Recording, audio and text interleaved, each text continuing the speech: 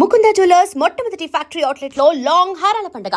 ఈ offer November 8 నుండి 16 వరకు.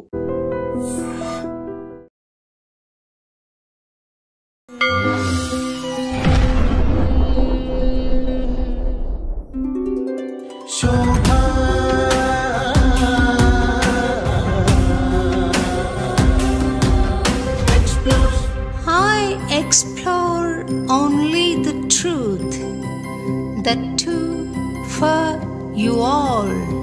Shobha explores. Alpha, beta, theta, gamma, brain waves ఇవన్నీ బ్రెయిన్ వేవ్స్. వీటిని మీరు నిర్వచిస్తే ఒకసారి వినాలని ఉందండి. మనం తెల్లారి లేచినప్పటి నుంచి ఉదయం 6 గంటల తర్వాత మనకే బేటా బ్రెయిన్ వేవ్లోకి వెళ్తాం. బేటా అంటే కనుక హై అలర్ట్ స్టేట్. శరీరంలో వేగస్ నెర్వ్ అని ఒకటి ఉంటుంది. వేగస్ నెర్వ్ అంటే ఏంటంటే వేగస్ నెర్వ్ యాక్టివేట్ అయినప్పుడు ఏంటంటే బాడీ కంప్లీట్ కామ్ డౌన్ అయిపోతుంది. నెక్స్ట్ వచ్చేటప్పటికే థీటా. ఇదేంటంటే మన సబ్కాన్షియస్ మైండ్ని ప్రోగ్రామింగ్ చేసుకోవడానికి హెల్ప్ అవుతుంది. సో చాలామంది యోగులు కానీ సిద్ధులు కానీ థీటాలోకి వెళ్ళేసి వాళ్ళ ఆలోచన శక్తిని లోపల ఇంటర్నల్ దీనంతా మార్చుకుంటూ ఉంటారు. ఆ తర్వాత డెల్టా అనేది ఏంటంటే 1 to 4 అది నిద్రపోయేటప్పుడు మనం వచ్చేది. ఎక్కడైతే కనుక మంత్రశక్తి ఉంటుందో విశ్వంలో ఉండే శక్తిని మనం ఆవాహన చేసి ఇప్పుడు నేను మాట్లాడే మాట మీద కూడా శక్తిని కేంద్రీకరించవచ్చు. కాళీమాతను ఉపాసన చేస్తారా మీరు? ఎందుకంటే ఒక్కొక్కళ్ళు ఒక్కో శక్తి రూపం. అంటే మంత్రజపం చేస్తున్నప్పుడు ఉచ్చరించడం అవసరమా? మానసికంగా చేయొచ్చా? స్టార్టింగ్ స్టేజీలో అసలు ఏ మాత్రం ప్రాక్టీస్ లేకపోతే కనుక దురదృష్టవశాత్తు ఆ శక్తిని తట్టుకోగలిగే పరిస్థితి మనిషికి చాలా మందికి ఉండదు. చేతబడి అన్నది ఉందంటారా అండి? చేతబడి అనేది ఉంది.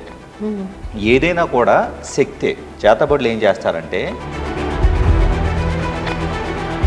ఇప్పుడు చేతబడులు ఏమేమి జరుగుతుందంటే ఇదే శక్తిని చెడుకు ఉపయోగించి అదే కాన్సన్ట్రేషన్ పవర్తో దాన్ని దుష్కర్మలకు వాడటం అనేది. ఎవరైతే గనక దాన్ని ప్రయోగిస్తారో ఆ ప్రయోగించిన వ్యక్తి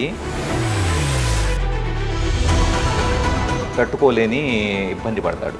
నాకు ఒకప్పుడు ఒక మెడికల్ అడ్వైజ్ వచ్చింది. నాకు ఇలా నొప్పులు ఉన్నాయి అని కంప్లైంట్ ఇస్తే మీకు ఫిష్ తింటే అవి తగ్గుతాయి అని. నేను నాన్ వెజిటేరియన్ తీసుకోనండి అని అంటే మీరు తోటకూర తింటారా అని అడిగాడు. తింటాను అని చెప్పాను. మరి తోటకూరలో ప్రాణం లేదా అని అడిగాను. దాన్ని ఎలా సమర్థిస్తాము? ప్రాణం అనేది ప్రతి దాంట్లో ఉంది. ఇందాక నేను చెప్పినట్లుగా ఇందులో రాయి రప్పలో కుర్చీలు అన్నిట్లో ఉంది.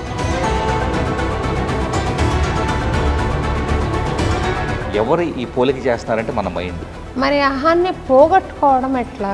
అసలు ఈ భూమి మీదకి ఎందుకు వచ్చున్నాం అన్న దగ్గరికి వెళ్తే అహం అనేది అర్థమవుతుంది. సగుణంలో మీరు దర్శించిన రూపాలు ఉన్నాయా? వాస్తవంగా నేను రూపాలుగా శక్తికి సంబంధించిన రూపాలు ఆర్కిటైప్స్ అంటాం, అవి కనపడుతూ ఉంటాయి. నమస్కారం అండి. నమస్తే అండి. మీరు అన్నమయ్యపురం రావడం చాలా సంతోషం శ్రీధర్ గారు. థ్యాంక్ యూ అమ్మా. మీ పోస్ట్లు నేను FBలో చూసి చాలా సంతోషించానండి. ఇలా ఆలోచన చేయగలిగిన మహానుభావులు కూడా ఉన్నారా అన్న ఆలోచన వచ్చింది నాకు. ఆ ఆలోచనతోటే మిమ్మల్ని ఈరోజు ఇక్కడికి పిలిచి 10 మందికి కూడా ఉపయోగపడే ఆలోచనలు మీవి కాబట్టి వాళ్ళకు కూడా అందజేద్దామన్న ఉద్దేశంతో మిమ్మల్ని ఆహ్వానించడం జరిగింది. మా ఆహ్వానం మన్నించి వచ్చినందుకు చాలా సంతోషం, కృతజ్ఞతలు. చాలా ధన్యవాదాలమ్మా. మిమ్మల్ని కలుసుకోవటం ఒక వెంకటేశ్వర భక్తుడిగా మీలాగా జీవితం మొత్తాన్ని కూడా స్వామి సేవలో ఉన్న వ్యక్తిని కలవటం కూడా నాకు చాలా సంతోషం అమ్మా. సంతోషం. ఆల్ఫా, బీటా, థీటా, గామా ఈ వేవ్స్ ఉన్నాయి. బ్రెయిన్ వేవ్స్ ఇవన్నీ బ్రెయిన్ వేవ్స్. వీటిని మీరు నిర్వచిస్తే సామాన్యులకు కూడా అర్థమయ్యేలాగా ఒకసారి వినాలని ఉందండి. తప్పకుండా. వాస్తవంగా మనం తెల్లారి లేచినప్పటి నుంచి ఉదయం 6 గంటల తర్వాత సూర్యుడు వెలుతురు వచ్చిన తర్వాత మనకే బేటా బ్రెయిన్ వేవ్లోకి వెళ్తాం. బేటా బ్రెయిన్ వేవ్ 13 to 20 హెర్ట్జ్ అంటాం. మనకు తెలియదు కానీ మనం ప్రతి విషయాన్ని చూస్తూ ఎవరన్నా అటు నుంచి వస్తుంటే కనుక మనిషి వస్తున్నాడని అలర్ట్గా ఉండటము, చేసే ప్రతి పనిని శ్రద్ధగా చేయటము, ఇదంతా కూడా బేటా బ్రెయిన్ వేవ్లో ఉండటం. బేటా అంటే కనుక హై అలర్ట్ స్టేట్. పూర్తిగా అలర్ట్గా మైండ్ ఉంటే కనుక డ్రైవింగ్ చేసేటప్పుడు కానీ ఇలా రకరకాలుగా మనం ఉండేది బేటా బ్రెయిన్ వేవ్స్. బేటా వరకు మంచిదే, కానీ అంటే 13 to 20 హెర్ట్జ్ వరకు మంచిదే, కానీ 20 హెర్ట్జ్ కంటే ఎక్కువకి వెళ్తే 20 to 25ని హై బేటా అంటాం. సో అప్పుడేమవుతుందంటే మనిషి అల్లకల్లోలం అయిపోతాడు. విపరీతమైన టెన్షను, యాంగ్జైటీ, ఈ పని నాకు పూర్తి కావట్లేదు అది ఇది అని చెప్పేసి అని బీపీ పెరిగిపోవడం ఇలాంటివన్నీ జరుగుతాయి. సో మనిషి ఎప్పుడైతే గనక ఒక డెడ్ లైన్కి నేను చేరుకోలేకపోతున్నానని చెప్పేసి అని భావిస్తాడో అది హై బేటాలో ఉన్నట్టు లెక్క. అప్పుడు మనస్సు బ్రెయిన్ వేవ్స్ శాంతిస్తే గనక ఆటోమేటిక్గా మనిషికి ప్రశాంతత వస్తుంది.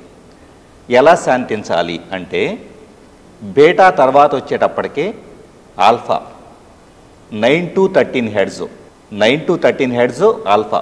ఎప్పుడైతే నేను కళ్ళు మూసుకొని ధ్యానంలో కూర్చుంటానో పూర్తిగా బయట జరిగే వాటన్నిటినీ కూడా జ్ఞానేంద్రియాలన్నిటినీ కూడా శబ్దాన్ని, దృశ్యాన్ని అన్నిటినీ కూడా నేను సస్పెండ్ చేసి పూర్తిగా కూడా నా అంతర్ముఖంగా వెళ్ళిపోతానో అప్పుడు ఆల్ఫాలోకి వెళ్ళినట్టు లెక్క.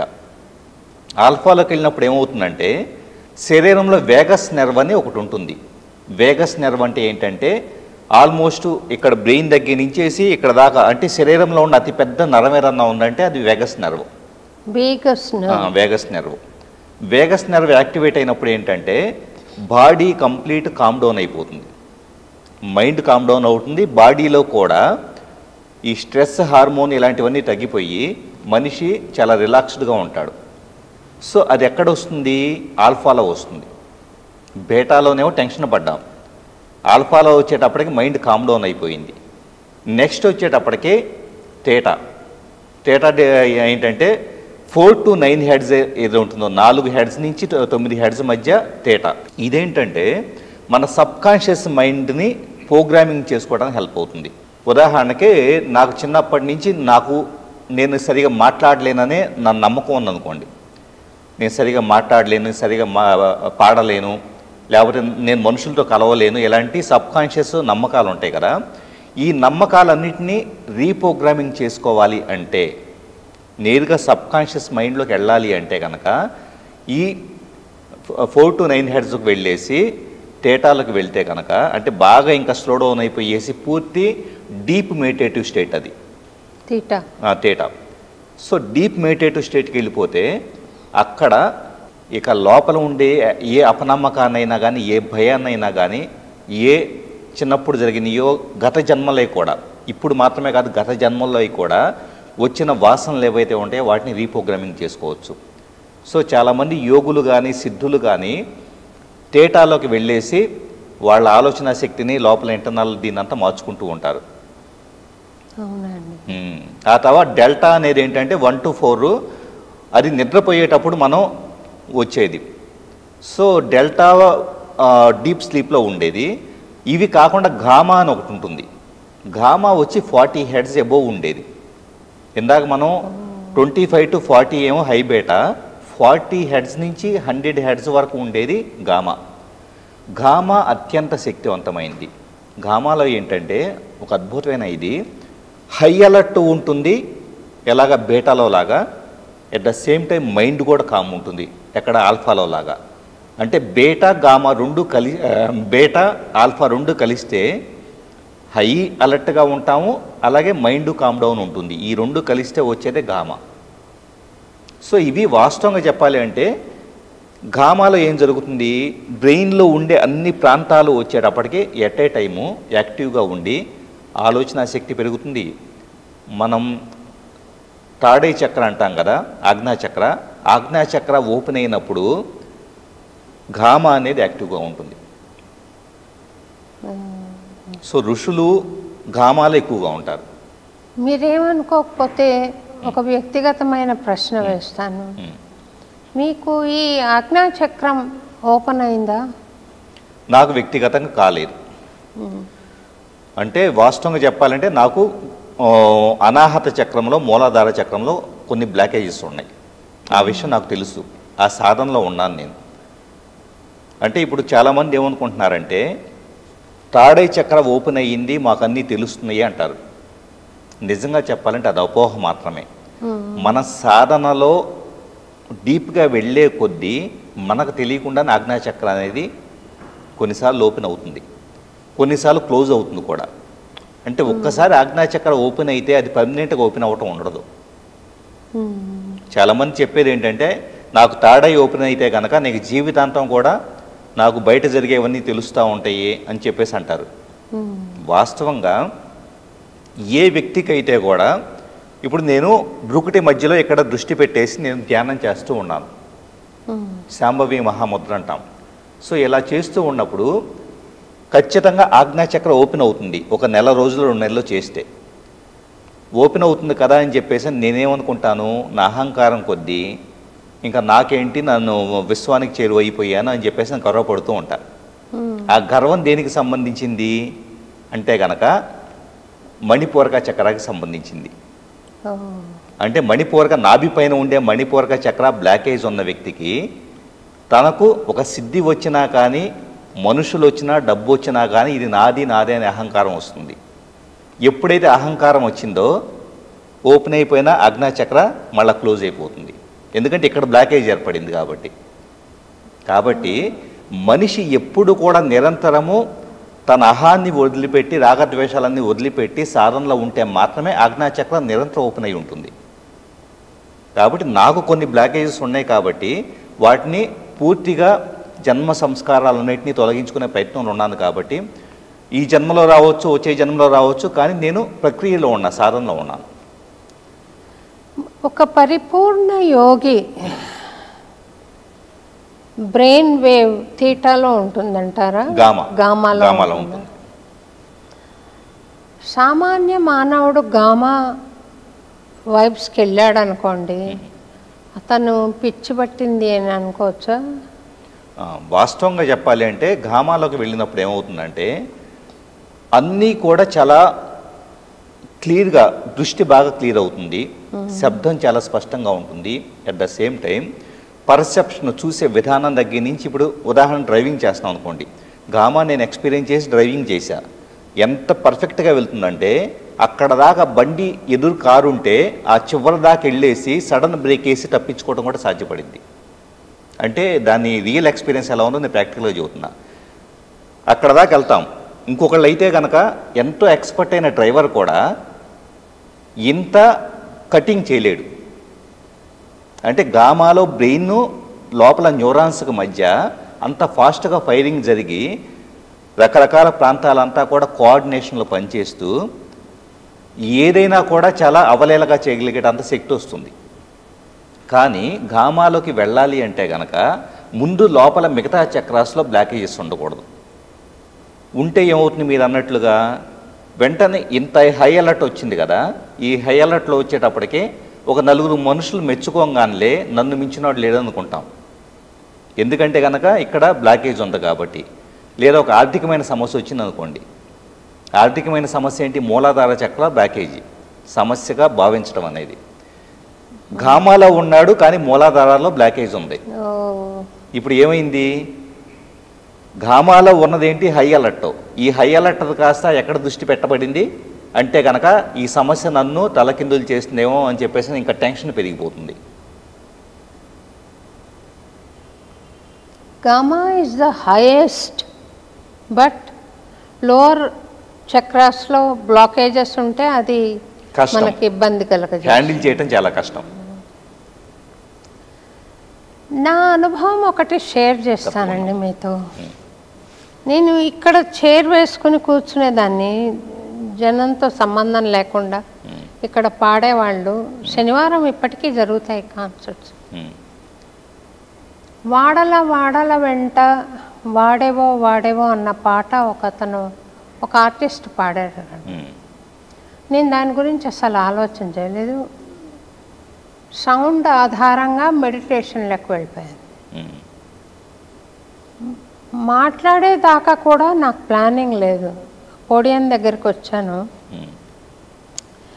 మాట్లాడుతూ ఉంటే ఇంకొక నేను దాన్ని గమనిస్తూ మాట్లాడుతున్నది నేనేనా, ఈ పాయింట్స్ నాకు ఇదివరకు తెలియవే,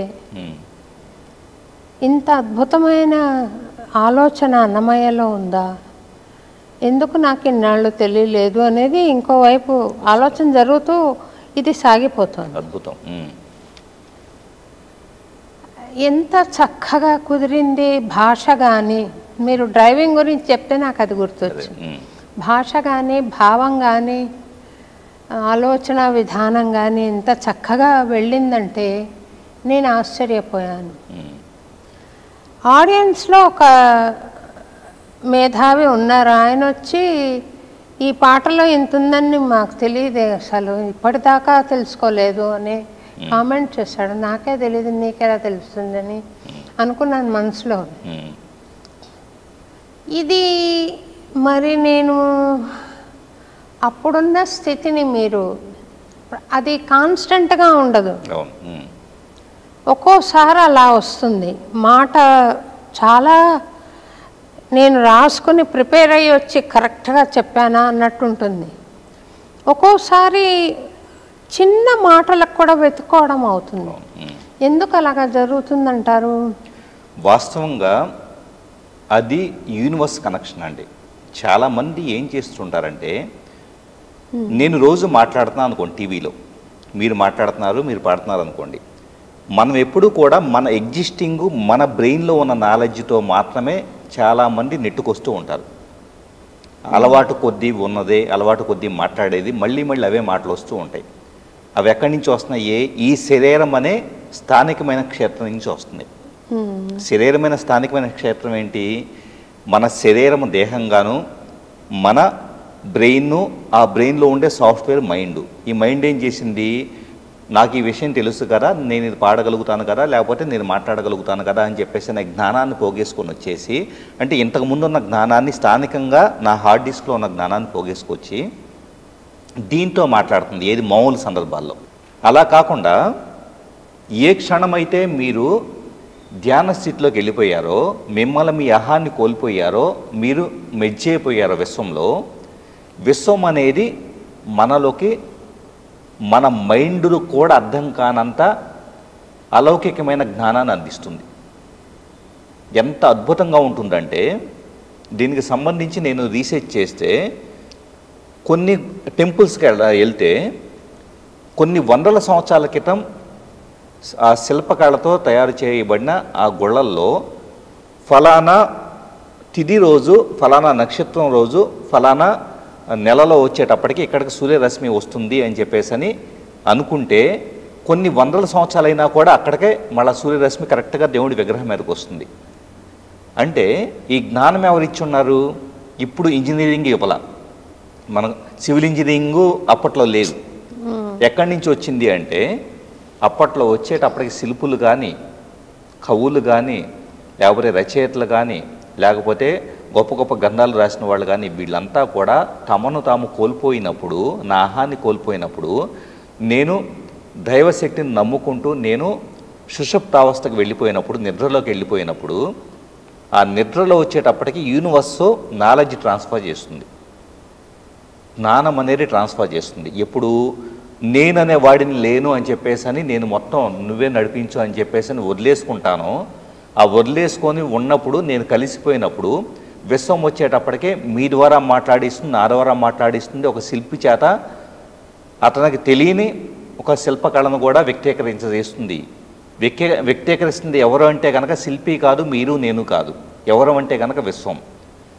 ఎప్పుడైతే నేను ఎంత అద్భుతంగా మాట్లాడాను, ఎంత అద్భుతంగా పాడాను అని చెప్పేసి మళ్ళీ దీన్ని మనం సొంతం చేసుకోవడానికి ప్రయత్నిస్తామో, విశ్వం వచ్చేటప్పటికి ఓకే నీదే కదా, నువ్వే అనుభవించు అని చెప్పేసి కనెక్షన్ లాస్ట్ అయిపోతుంది.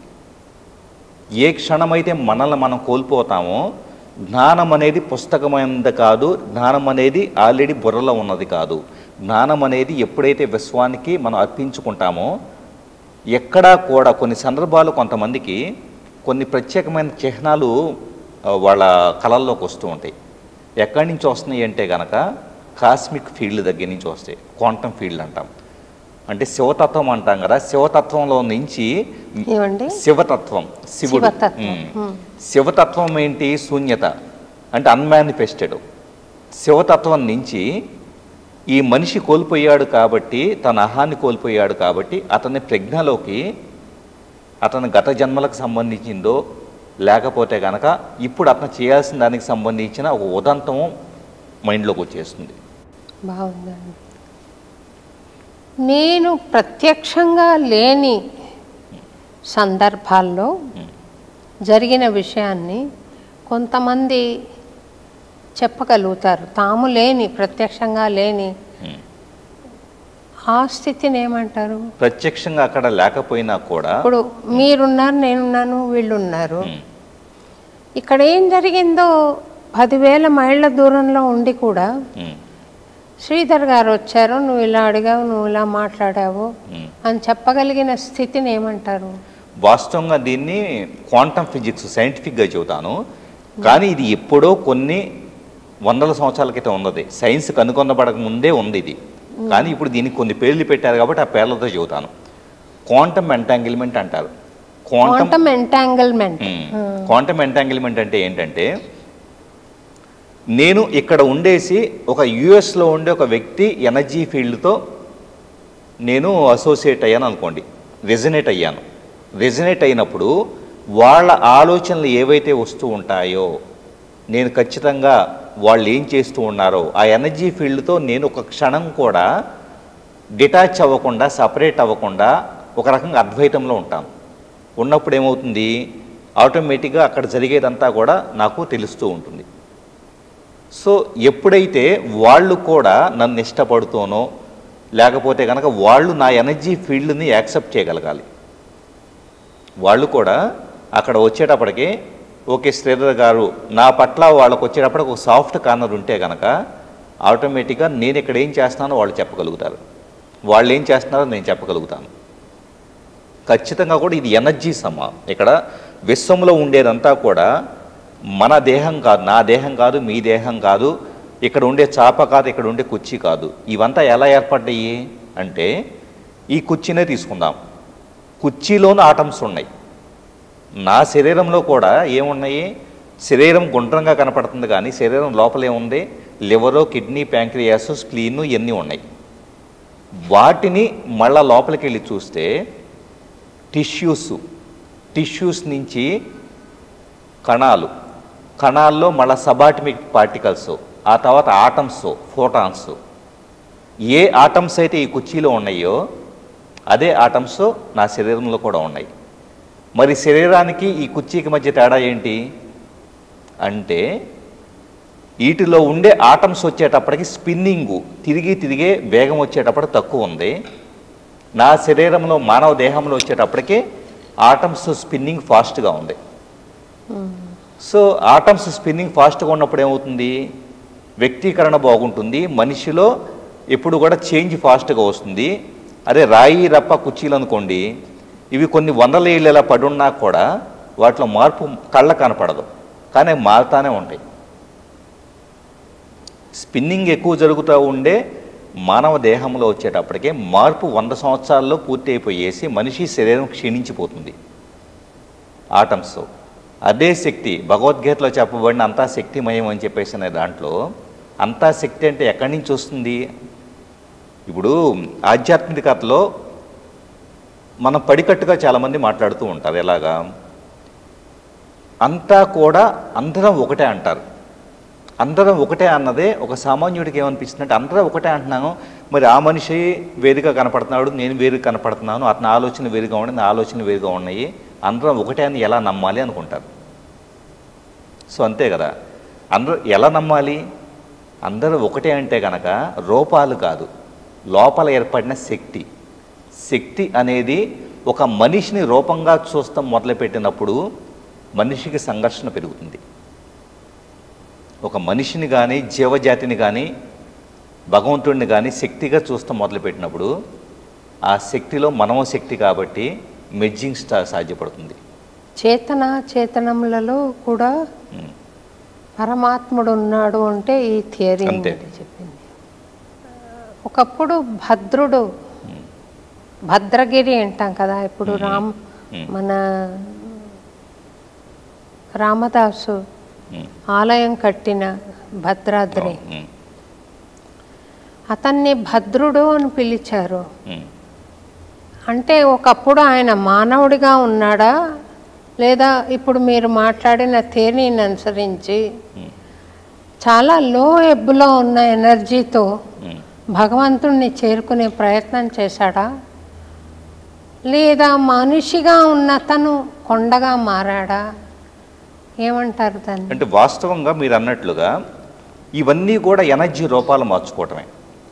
ఒక అద్భుతమైన పాయింట్ మీరు అడుగున్నారు. ఏంటి అంటే విశ్వంలో శక్తిని సృష్టించలేం, శక్తి నియమాలు ఇవి, శక్తిని నాశనం చేయలేం, శక్తి రూపాలు మార్చుకుంటుంది.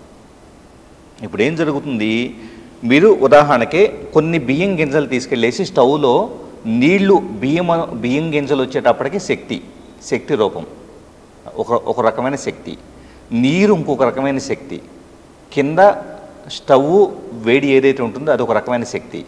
ఈ మూడు శక్తులు కలిస్తే ఏమైంది, బియ్యం కాస్త అందంగా మారిపోయింది.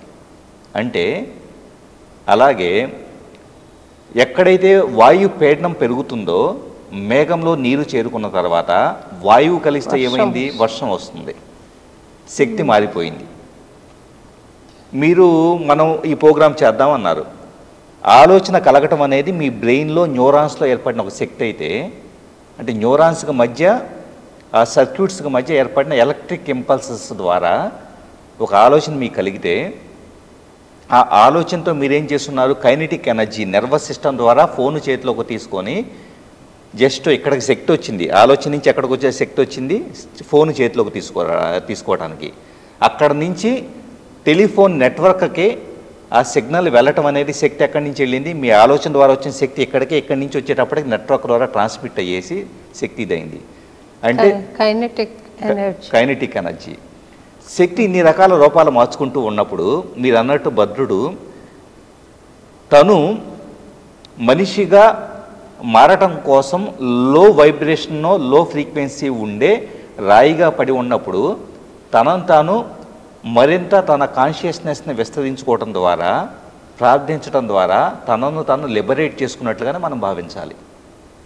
అంటే అది సాధ్యపడుతుందా? కొండలకి అలాగా చైతన్యాన్ని పెంచుకోవడం సాధ్యమా? ఖచ్చితంగా. ఎక్కడైతే కనుక మంత్రశక్తి ఉంటుందో, మంత్రశక్తి, యంత్రము, ఈ రెండింటి ద్వారా విశ్వంలో ఉండే శక్తిని మనం ఆవాహన చేసి అక్కడే మనం భూతద్దం ఉన్న ఎండలో పెడితే ఎలాగైతే కనుక ఒక దాని మీద ఫోకస్ చేస్తామో, ఒక రాయి మీద కానీ లేదా నా అంతఃకరణ శుద్ధితో నా లోపల ఒక చక్ర మీద కానీ ఎక్కడైనా కూడా మనం విశ్వశక్తి మొత్తాన్ని తీసుకొచ్చి ఇప్పుడు నేను మాట్లాడే మాట మీద కూడా శక్తిని కేంద్రీకరించవచ్చు. అంటే విశ్వం అనేది మనల్ని కోల్పోతే మనకు సహకరించడానికి సిద్ధంగా ఉంది. ఎప్పుడు కావాలి, ఎప్పుడు సహకరిస్తుంది, సింగిల్ పాయింట్ ఫోకస్ నా సాధన ద్వారా నేను సాధించగలిగితే. సింగిల్ పాయింట్ ఫోకస్ ఏంటి, శక్తిని తీసుకోవటం, దాన్ని ఎక్కడ అప్లై చేయాలి, నా మాటలు అప్లై చేయాలి, ఎక్కడ అప్లై చేయాలి, ఆ రాయిలో అప్లై చేయాలి, ఆ మంత్రం పఠించే స్పష్టతలు అప్లై చేయాలి. అలా అప్లై చేసుకుంటా వెళ్ళేసి ఒక భూతార్థాన్ని మనం పెట్టినప్పుడు ఎలాగైతే కనుక ఆటోమేటిక్గా ఫోకస్ చేస్తూ ఉంటామో, ఆ ఫోకస్తో మళ్ళీ ఏమవుతుంది, లో వైబ్గా ఉన్నది కాస్త మళ్ళీ హై వైబ్కి కొద్దిగా వచ్చేసి కొంతకాలానికి ఒక మనిషిగా మారవచ్చు. క్వాంటమ్ థియరీ ఐన్స్టీన్ ప్రతిపాదించారు కదా. అవును. ఆయనను ఒక సైంటిస్ట్గా చూడొచ్చా, లేదా వేదాంతిగా కూడా చూడొచ్చా? రెండు కలగపోసిన ఒక వ్యక్తిత్వంగా చూడొచ్చా? క్వాంటమ్ థియరీకి వేదాంతానికి దగ్గర సంబంధం ఉంది కదా. వేదాల్లో ఈ క్వాంటమ్ థియరీ స్థానం ఏంటి, దాన్ని ఎలాగా అద్వైత సిద్ధాంతానికి పోల్చవచ్చో మీరు ఒకసారి ఖచ్చితంగా తెలియజేస్తారు. ఖచ్చితంగా. వాస్తవంగా ఐన్స్టీన్ మనం తీసుకుంటే చూసే వాళ్ళ దృష్టిని బట్టి ఏ విషయమైనా చూసే వాళ్ళ దృష్టిని బట్టే పర్సెప్షన్ అవుతుంది. ఇప్పుడు తనని సైంటిస్ట్గా చూడాలి అని ఒక సైన్స్ని ఇష్టపడే వ్యక్తి చూస్తే కనుక అతను సైంటిస్టే. ఒక అద్వైతము లేకపోతే కనుక ఒక ఆధ్యాత్మికత వ్యక్తిగా చూడాలనుకున్న వ్యక్తికి అలాగే కనపడతాడు. ఈ రెండు కలిపిన వ్యక్తి, ఎందుకంటే విశ్వం ఎప్పుడూ కూడా నా అంతర్గత ప్రపంచము, నా మనస్సు, నా మనోఫలకం మీద ఒక విషయాన్ని ఎలా ముద్రించుకోవాలన్న దాన్ని బట్టి అది కనపడుతుంది తప్పించి, అది అలా కనపడటం వలన నేను సైంటిస్ట్గానే చూడటం వల్ల నాకు వచ్చే ఉపయోగం లేదు, అలాగే అద్వైతంగా చూసినా నాకు వచ్చే ఉపయోగం లేదు. కానీ ఉన్నది విశ్వం వచ్చేటప్పటికే అతనికి ఒక శక్తిని ఇచ్చింది. ఏ శక్తిని ఇచ్చింది? ఆది శంకరాచార్య చెప్పిన అద్వైత సిద్ధాంతం ఏదైతే ఉంటుందో అది ఈరోజు సైంటిఫిక్గా కళ్ళారా డబుల్ స్ప్లిట్ ఎక్స్పెరిమెంట్ ఇలాంటి వాటి ద్వారా మన కళ్ళకి ఎదురుగా చూడగలిగే స్థితికి తీసుకొచ్చింది. ఎలాగంటే మీరు అడిగారు క్వాంటమ్ ఫిజిక్స్లో ఏమవుతుందంటే ఎప్పుడైనా ఎనర్జీ అనేది వేవులాగా తరంగంలాగా ఉండగలుగుతుంది. ఎప్పుడు తరంగంలాగే ఉంటుంది. ఇక్కడంతా శక్తి ఉంది. కళ్ళకు కనపడేదేమో లైట్ అంటున్నాము, కుర్చీ అంటున్నాము, మనిషి అంటున్నాము. కళ్ళకు అది సాలిడ్గా కనపడుతుంది. కాబట్టి సాలిడ్గా ఉన్న దాంట్లో కూడా ఇందాక నేను చెప్పినట్లుగా వైబ్రేషన్ ఉంది, అది ఎనర్జీని. కళ్ళకు కనపడుతుంది ఎక్కడైతే గాలిలో ఉందో వేవ్స్ ఏవైతే ఉన్నాయో ఆ వేవ్స్ ఏంటి? అన్మానిఫెస్టెడ్ ఎనర్జీ, అంటే రూపము సంతరించుకునే ఎనర్జీ. రూపం ఎప్పుడు సంతరించుకుంటుంది? ఇక్కడ వెంకటేశ్వర స్వామివారి యొక్క అనుగ్రహం అనేది ఇక్కడ ప్రసరిస్తూ ఉండొచ్చు. ప్రసరిస్తూ ఉన్నది కాస్త ఎప్పుడు అది నా ఎరుకలోకి వస్తుందంటే కనుక వేవుగా ఉన్నదాన్ని నేను అబ్జర్వ్ చేయటం మొదలు పెడితే దేవుడి ముందున్నాను, స్వామివారి ముందున్నాను, స్వామివారి అనుగ్రహం నాకు దక్కాలి అని చెప్పేసి అని నా దృష్టి, నా చిత్తమంతా కూడా దాని మీద ఫోకస్ చేసి ఉంటే కనుక 100% దాంట్లో ఎలాంటి చిన్న మార్పు కూడా డీవియేషన్ లేకుండా పోతే ఇప్పుడు శక్తి ప్రవహిస్తూ ఉంది. శక్తి ఏమైంది? శక్తిగా వేవుగా ఉన్నది కాస్త పదార్థంగా మారింది. ఏ పదార్థంగా మారింది? నాకు నా దృష్టికి తగ్గట్లుగా అనుగ్రహం అనేది నా కోరికకు అభ్యష్టం తగ్గట్లు ఏదో ఒకటి మారిపోతుంది. అంటే ఏమైందంటే అద్వైతం అనేది ఎక్కడొస్తుంది?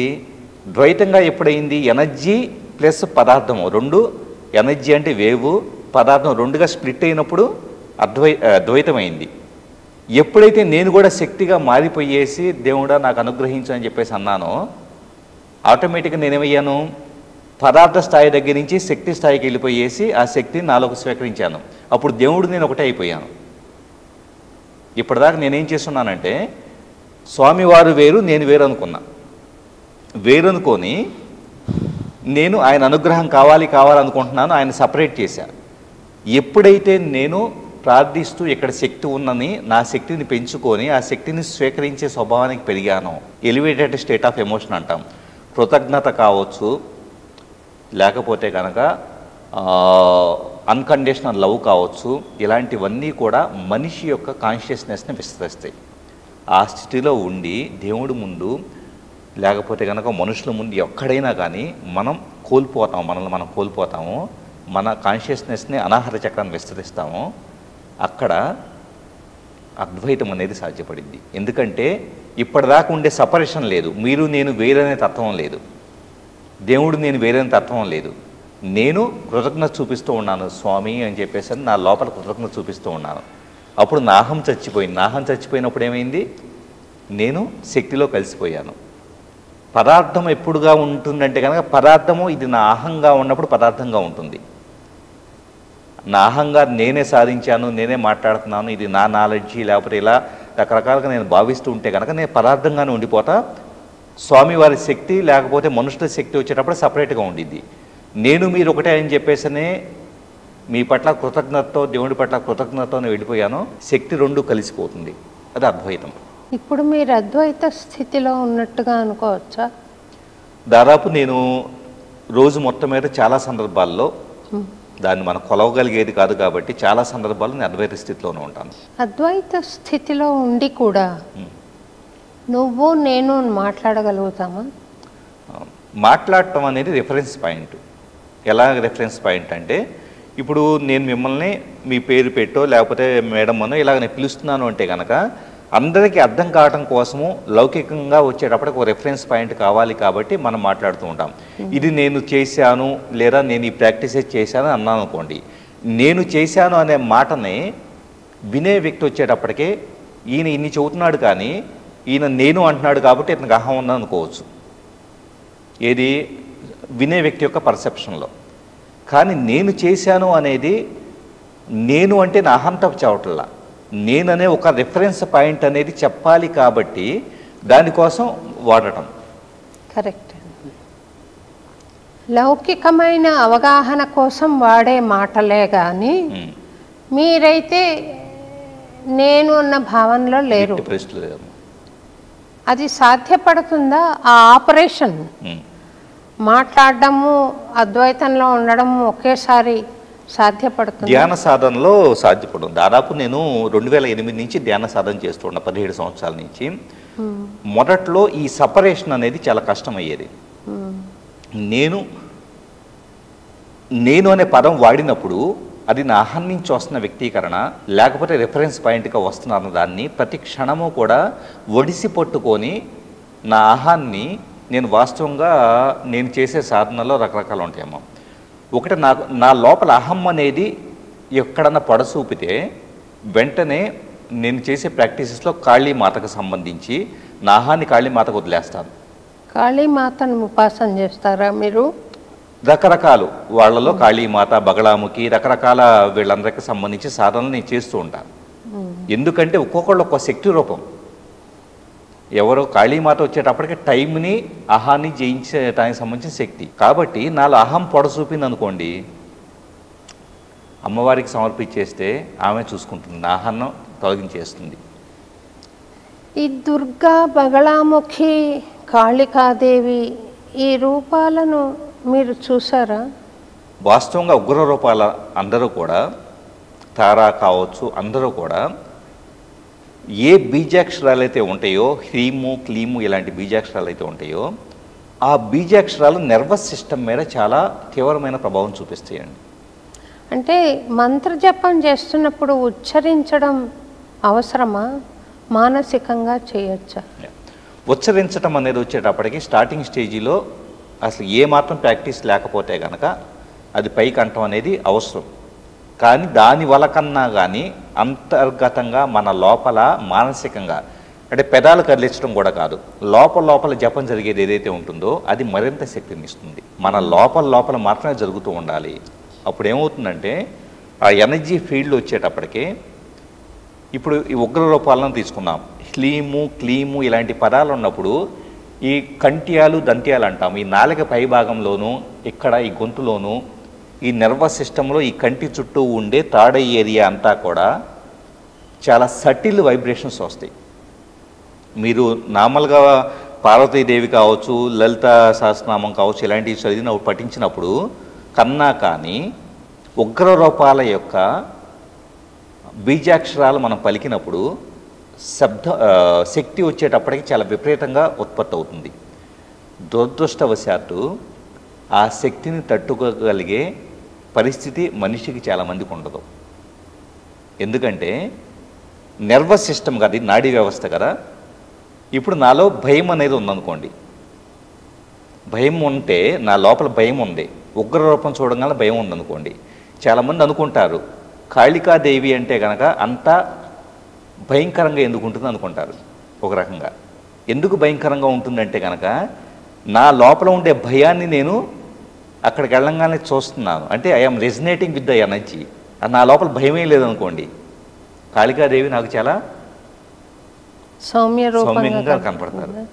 అంటే ఏ ఉగ్రరూపమైనా కూడా మనలో ఉండే అవలక్షణాలనే రెజినేట్ అవుతారు.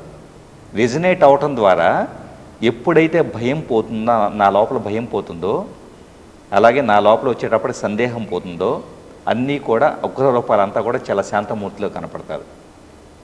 దానికి కావాల్సింది ఏంటంటే ఫస్ట్ మన చక్రా బ్లాకేజెస్ క్లియర్ చేసుకుంటే ఆటోమేటిక్గా ఈ హ్రీము, క్లీము ఇలాంటివి పఠించినా కూడా ఏం ప్రాబ్లం ఉండదు. ఈ క్లియర్ చేసుకోకుండా ఈ పఠించాలనుకోండి మొత్తం బాడీ హీట్ అయిపోయింది, నిద్ర పట్టదు. అట్ ద సేమ్ టైం ఒక రకమైన అలజడి, యాంగ్జైటీ, అది బీపీ కాదు ఇంకోటి కాదు, ఏంటంటే నర్వస్ సిస్టమ్ ఓవర్ స్టిమ్యులేట్ అయిపోయింది. ఎందుకు స్టిమ్యులేట్ అయిందంటే కనుక దాన్ని తట్టుకునే శక్తి, బీజాక్షరాలను తట్టుకునే శక్తి శరీరంలో ఇంకా లేదు కాబట్టి. కొంతమంది చాలా ఆరోగ్యంగా నరాల బలం ఉన్న వాళ్ళు ఉంటారు కదా, వాళ్ళు ఈ క్రూర జపాలు చేయొచ్చా? చేయొచ్చు, బ్రహ్మాండంగా చేయొచ్చు. క్రూరం అంటూ ఏమీ ఉండదమ్మా. మెయిన్ ఏమవుతుందంటే అంటే ఈ క్లీం హ్రీం లాంటి బీజాలు వాళ్ళు చేయడం ద్వారా వాళ్లకు లబ్ధి లభిస్తుందా? ఖచ్చితంగా. ఎందుకంటే ప్రతి బీజాక్షరము కూడా మనిషిని మరింత బలోపేతం చేస్తుంది. నాడీ వ్యవస్థకు వచ్చేటప్పటికే నీళ్ల పైపు లాంటిది అనుకోండి నాడీ వ్యవస్థ. ఈ ఇంత సన్నటి నీళ్ల పైపులో ఇంత మాత్రమే ప్రవాహం కొనసాగింది. దీన్ని విస్తరించుకోవాలి అంటే, ఆటోమేటిక్గా శక్తిని మరింత పెంచుకోవాలి అంటే సాధన కావాలి. ఆ సాధన ఏంటంటే కనుక బీజాక్షరాలు, మంత్రాలు, మంత్ర జపం, ప్రాణాయామం. ఎప్పుడైతే కనుక ఇలా పెట్టుకొని మనం ప్రాణాయామం అనేది కంప్లీట్ చేస్తామో ఈ మొత్తము కూడా నాడీ శుద్ధి జరుగుతుంది. ఆ నాడీ శుద్ధి జరిగినప్పుడు ఇక్కడ మనం వచ్చేటప్పటికే ఎడ అంటాము, మనసుకు సంబంధించింది లెఫ్ట్, రైటు పింగళ అంటాము, బాడీకి సంబంధించింది. ఈ రెండు మనస్సు శరీరము శుద్ధవుతాయో, నాడులు శుద్ధవుతాయో, ఆటోమేటిక్గా ఈ బీజాక్షరాలు పఠించినప్పుడు ఇంకాస్త బలోపేతం అవుతుంది మనిషి. అంటే ఇప్పుడు ఆరోగ్యవంతుడైన మనిషి మంచి మనిషి కాకపోవచ్చు, బలం లేని మనిషి మంచివాడు కావచ్చు. అప్పుడు వాళ్ళు బలం చేకూర్చుకునేది ఎలాగా? మంచివాళ్ళు బలం చేకూర్చుకోవాలి అంటే కనుక వీటి ద్వారా, సాధన ద్వారా ఖచ్చితంగా బలం అంటే మనం చాలా అనుకుంటూ ఉంటాం. మనిషి ఆరోగ్యంగా ఉండటం అంటే కనుక ఏ జబ్బులు లేకపోవటం అనేది చాలామంది అనుకుంటారు. జబ్బులు లేకపోవటం కాదు, ఏ మనిషి అయితే కనుక సన్నగా ఉన్నా కానీ లేకపోతే ఇంకోలాగా ఉన్న ఎనర్జీ లోపల శరీరంలో ఈ క్షణం ఈ పని చేయాలి అంటే కనుక ఏ రకమైన బద్ధకము లేక, అలాగే ఏ రకమైన శారీరకంగా నా కాళ్ళు చేతులు అనుకూలించవు అని చెప్పేసిన భావన లేకుండా ఉండే ఏ వ్యక్తి అయినా కూడా ఆరోగ్యంగా ఉన్నట్టే లెక్క. అంతే తప్పించి ఆరోగ్యం అంటే కనుక బాగా పరిపుష్టంగానో లేకపోతే అలా ఉంటే కనుక అది ఆరోగ్యం అని కాదు. రెండోది నేను ఆలోచన చేసేది, ఇడి అమీన్ ఉన్నాడు, మహాబలోపేతుడు, ఆయన ఫ్రిడ్జ్లో తలకాయలు పెట్టుకుని, మనిషి తలకాయలు పెట్టుకుని తిన్నవాడు, వాడికి బీజాక్షరం త్వరగా ఫలిస్తుందా? లేదా మంచి గుణాలు, దాతృత్వము, దయ ఇలాంటివి ఉన్న వాళ్ళకి ఎక్కువ ఫలిస్తుందా? బీజాక్షరం ఎప్పుడు కూడా విశ్వశక్తిని మన లోపలికి స్వీకరించడానికి, ఒక అడ్డంకిని తొలగించడానికి మాత్రం బీజాక్షరాలు. అయితే విశ్వశక్తి ఎప్పుడు కోఆపరేట్ చేస్తుంది? విశ్వ నియమాలు ఉంటాయి, యూనివర్సల్ లాస్. అవి ఏంటి అంటే కనుక విశ్వానికి అనుకూలంగా ఇంకొక వ్యక్తి కర్మలోకో ఇంకొకళ్ళగా ఇబ్బంది పెట్టకుండానో తన జీవితాన్ని, తన సోల్ని తనకు తానుగా బతికే వ్యక్తి ఎవరైతే ఉంటారో ఆ వ్యక్తికి విశ్వం అనేది, విశ్వశక్తి అనేది వస్తుంది. బీజాక్షరం అలాంటప్పుడు ఎవరికో వస్తుంది మీరు అడిగిన దాంట్లో అంటే కనుక ఎవరైతే తన పని తను చేసుకుంటూ, తన సాధన తను చేసుకుంటూ వేరే వాళ్ళకి హాని చేయకుండా ఉంటారో వాళ్ళకే బీజాక్షరం ఫలిస్తుంది, వాళ్ళకి విశ్వశక్తి వస్తుంది. వేరే వాళ్ళని ఇబ్బంది పెట్టేవాళ్ళు, కష్టపెట్టేవాళ్ళు, ఎందుకంటే చాలామంది అనుకుంటూ ఉంటారు నేను వేరే వాళ్ళని కష్టపెట్టినా కూడా నాకేం జరగదని. ఒక సోల్గా, ఒక శరీరం రూపం దాల్చి ఒక మనిషి భూమి మీదకి వచ్చాక ఇంకొక వ్యక్తి జీవితంలోకి వెళ్ళి నేను నా ఇష్టం ప్రకారం నేను కష్టపెడతాను, నేను మోసం చేస్తాను, అది చేస్తాను, ఇది చేస్తాను అనుకోండి, నేను ఉద్దేశపూర్వకంగా చేస్తున్నాను. ఏం చేస్తున్నాను? ఇంకొకళ్ళు జీవించటానికి సోల్ కాంట్రాక్ట్ పొంది భూమి మీదకి వచ్చిన శరీరాన్ని నాకు నేను నా ఇష్టం వచ్చినట్లుగా నేను ప్రవర్తిస్తాను అంటున్నా. ఇప్పుడేమైంది? నేను విశ్వ నియమాన్ని అతిక్రమించినట్లయింది. ఆటోమేటిక్గా దానికి ఖచ్చితంగా పనిష్మెంట్ ఉంటుంది. అది ఈ జన్మలో కావచ్చు, వచ్చే జన్మలో కావచ్చు. చేతబడి అన్నది ఉందంటారా అండి? చేతబడి అనేది ఉంది. ఏదైనా కూడా శక్తే. శక్తిని ఏం చేస్తూ ఉన్నాము? ధారణా శక్తిని చేతబడులు ఏం చేస్తారంటే, ఇప్పుడు ఒక యోగి ఉన్నాడు అనుకోండి, యోగి దగ్గరికి ఒక భక్తుడు వచ్చాడు. భక్తుడు వచ్చినప్పుడు తన దగ్గర ఉండే మంత్రదండంతో, అలాగే తన అంతఃకరణ శుద్ధితో తన దగ్గర ఉండే జలాన్ని మంత్రించి దాన్ని పరిశుద్ధం చేసేసి కొద్దిగా ఇస్తాడు. ఇచ్చి దీనివల్ల నీ సమస్యలన్నీ తగ్గిపోతాయి అన్నాడు. ఏం జరిగింది అప్పుడు? యోగి తన తపశ్శక్తితో పాజిటివ్ ఎనర్జీని ఫ్రీక్వెన్సీ రూపంలో నీటిలోకి పంపించేసి ఆ నీటిని ఇచ్చున్నాడు. జరిగింది ఏంటంటే శక్తిని కేంద్రీకరించి మంచి కోసం ఉపయోగించాడు. ఇప్పుడు చేతబడిలో ఏమేమి జరుగుతుందంటే ఇదే శక్తిని చెడుకు ఉపయోగించి అదే కాన్సన్ట్రేషన్ పవర్తో ఎవరైతే కనుక శక్తిని అందించే దేవతా ప్రతిమూర్తులు ఉంటారో వాళ్ళని ఆవాహన చేసుకొని దానిని దుష్కర్మలకు వాడటం అనేది. అంటే ఒక సమాజానికే మంచి చేస్తున్న వ్యక్తి ఉన్నారనుకోండి, మీరు సత్యసాయిబాబా వారు చేసిన సంస్కరణలు కానీ సేవలు కానీ మీకు తెలుసు అనుకుంటాను. మంచి చేస్తున్నారు ఆయన. ఆయనకి మనం చేతబడి చేయడానికి అవకాశం ఉందా? అటువంటి మనుషులకి, మంచి చేస్తున్న వాళ్ళకి వాస్తవంగా చెప్పాలంటే మిగతా వాళ్లకు ఏ మాత్రమూ తపశ్శక్తి కానీ లేకపోతే కనుక సమాజ సేవ కానీ తపశ్శక్తి కానీ ఇవన్నీ కూడా ఒక మనిషికి ప్రొటెక్షన్. సో విశ్వం ఏం చేస్తుందంటే వీళ్ళని కాపాడుతుంది. ఇప్పుడు వాళ్ళ ఆరాలోకో వాళ్ళ ఎనర్జీ ఫీల్డ్లోకో బయట దుష్ట కర్మలు వచ్చేసి దుష్ట శక్తులు వచ్చి ప్రవేశించకుండా చాలా ప్రొటెక్షన్ ఉంటుంది. ఎప్పుడైతే అందుకనే మంత్రం కానీ సాధన కానీ లేదా యంత్రం ద్వారా సాక్రెడ్ జామెట్రీ ద్వారా స్త్రీ యంత్రం ఇలాంటి సాధనలు చేసే వాళ్ళకి కానీ వాళ్లకు ఈ దుష్ట శక్తులు వచ్చేటప్పటికి పెద్దగా తాకలేవు. అయినా కూడా విపరీతంగా మళ్ళీ మళ్ళీ ప్రయత్నిస్తూ ఉంటే కనుక కేంద్రీకరించేసి అప్పుడు కూడా సాధ్యపడవచ్చు. కాకపోతే దానికి అంత శ్రమ పెట్టినందుకు, అంత ఒక నెగిటివ్ కర్మను క్రియేట్ చేసినందుకు ఎవరైతే కనుక దాన్ని ప్రయోగిస్తారో ఆ ప్రయోగించిన వ్యక్తి కంప్లీట్ కొన్ని జన్మల పాటు తట్టుకోలేని ఇబ్బంది పడతాడు. ఈ చేతబడులు తాకకుండా ఉండాలంటే మీ మాట ప్రకారం జపము, ధ్యానము లేదా యంత్ర స్త్రీ యంత్రం కావచ్చు, సాక్రెడ్ జామెట్రీ చాలా ఉన్నాయి, చేయాలి. రోజు కూడా ధారణ చేస్తూ స్త్రీ యంత్రమే ఉందనుకోండి, ఇట్లా చూస్తూ మనం కేంద్ర స్థానంలో చూస్తూ ఉంటే కనుక ఒక 10 నిమిషాల పాటు చూసిన తర్వాత కళ్ళు మూసుకున్నప్పుడు యంత్రం ఏ క్షణమైతే కళ్ళు మూసుకున్నప్పుడు ఇక్కడ మన దృశ్యంలోకి వస్తుందో కళ్ళు మూసుకున్నప్పుడు అప్పుడు ఆ యంత్రం సిద్ధి జరుగుతున్నట్టు లెక్క. అదేం జరుగుతుందంటే ఈ మనోఫలకం నుంచి మన పీనియల్ గ్లాండ్ ద్వారా మన శరీరంలోకి మన శక్తి మొత్తం ఎనర్జీ బాడీ మొత్తాన్ని ప్యూరిఫై చేస్తుంది. సామాన్య మానవుడు సగటు మనిషి కడతేరడానికి మీరు చెప్పే మార్గము ఈ మంత్రము, ధ్యానము, యంత్రమేనా, ఇంకేదైనా ఉందా? ఏదైతే గనక ఇవన్నీ కూడా వాస్తవంగా యంత్రం కావచ్చు, మంత్రం కావచ్చు, తంత్ర పద్ధతుల్లో వస్తాయి ఎక్కువగా. వాస్తవం తాంత్రిక పద్ధతి అంటే, తాంత్రికం అంటే చాలామంది భయపడతారు, కానీ తాంత్రికం అంటే టెక్నిక్ అండి. యాక్చువల్ తంత్రం అనేది టెక్నిక్ అంతే. సో తంత్ర పద్ధతులు ఇలాంటి వీటిలో వస్తాయి. కానీ సామాన్య మానవుడు ఈ సాధనలు ఏమి చేయాల్సిన పని లేదు. ఏ మనిషి అయితే కనుక విశ్వ కళ్యాణం కోసం నిరంతరము కూడా సేవా మార్గంలో ఉంటాడో, తన స్వార్థం లేకుండా సేవ చేసుకుంటూ బతుకుతూ ఉంటారో వాళ్ళు ఇవేమీ సాధనలు అవసరంలా. వాళ్ళు భగవంతుడి రూపమైన మిగతా జీవజాతిలో కలిసిపోయి అద్వైతంలో ఉన్నట్టు లెక్క.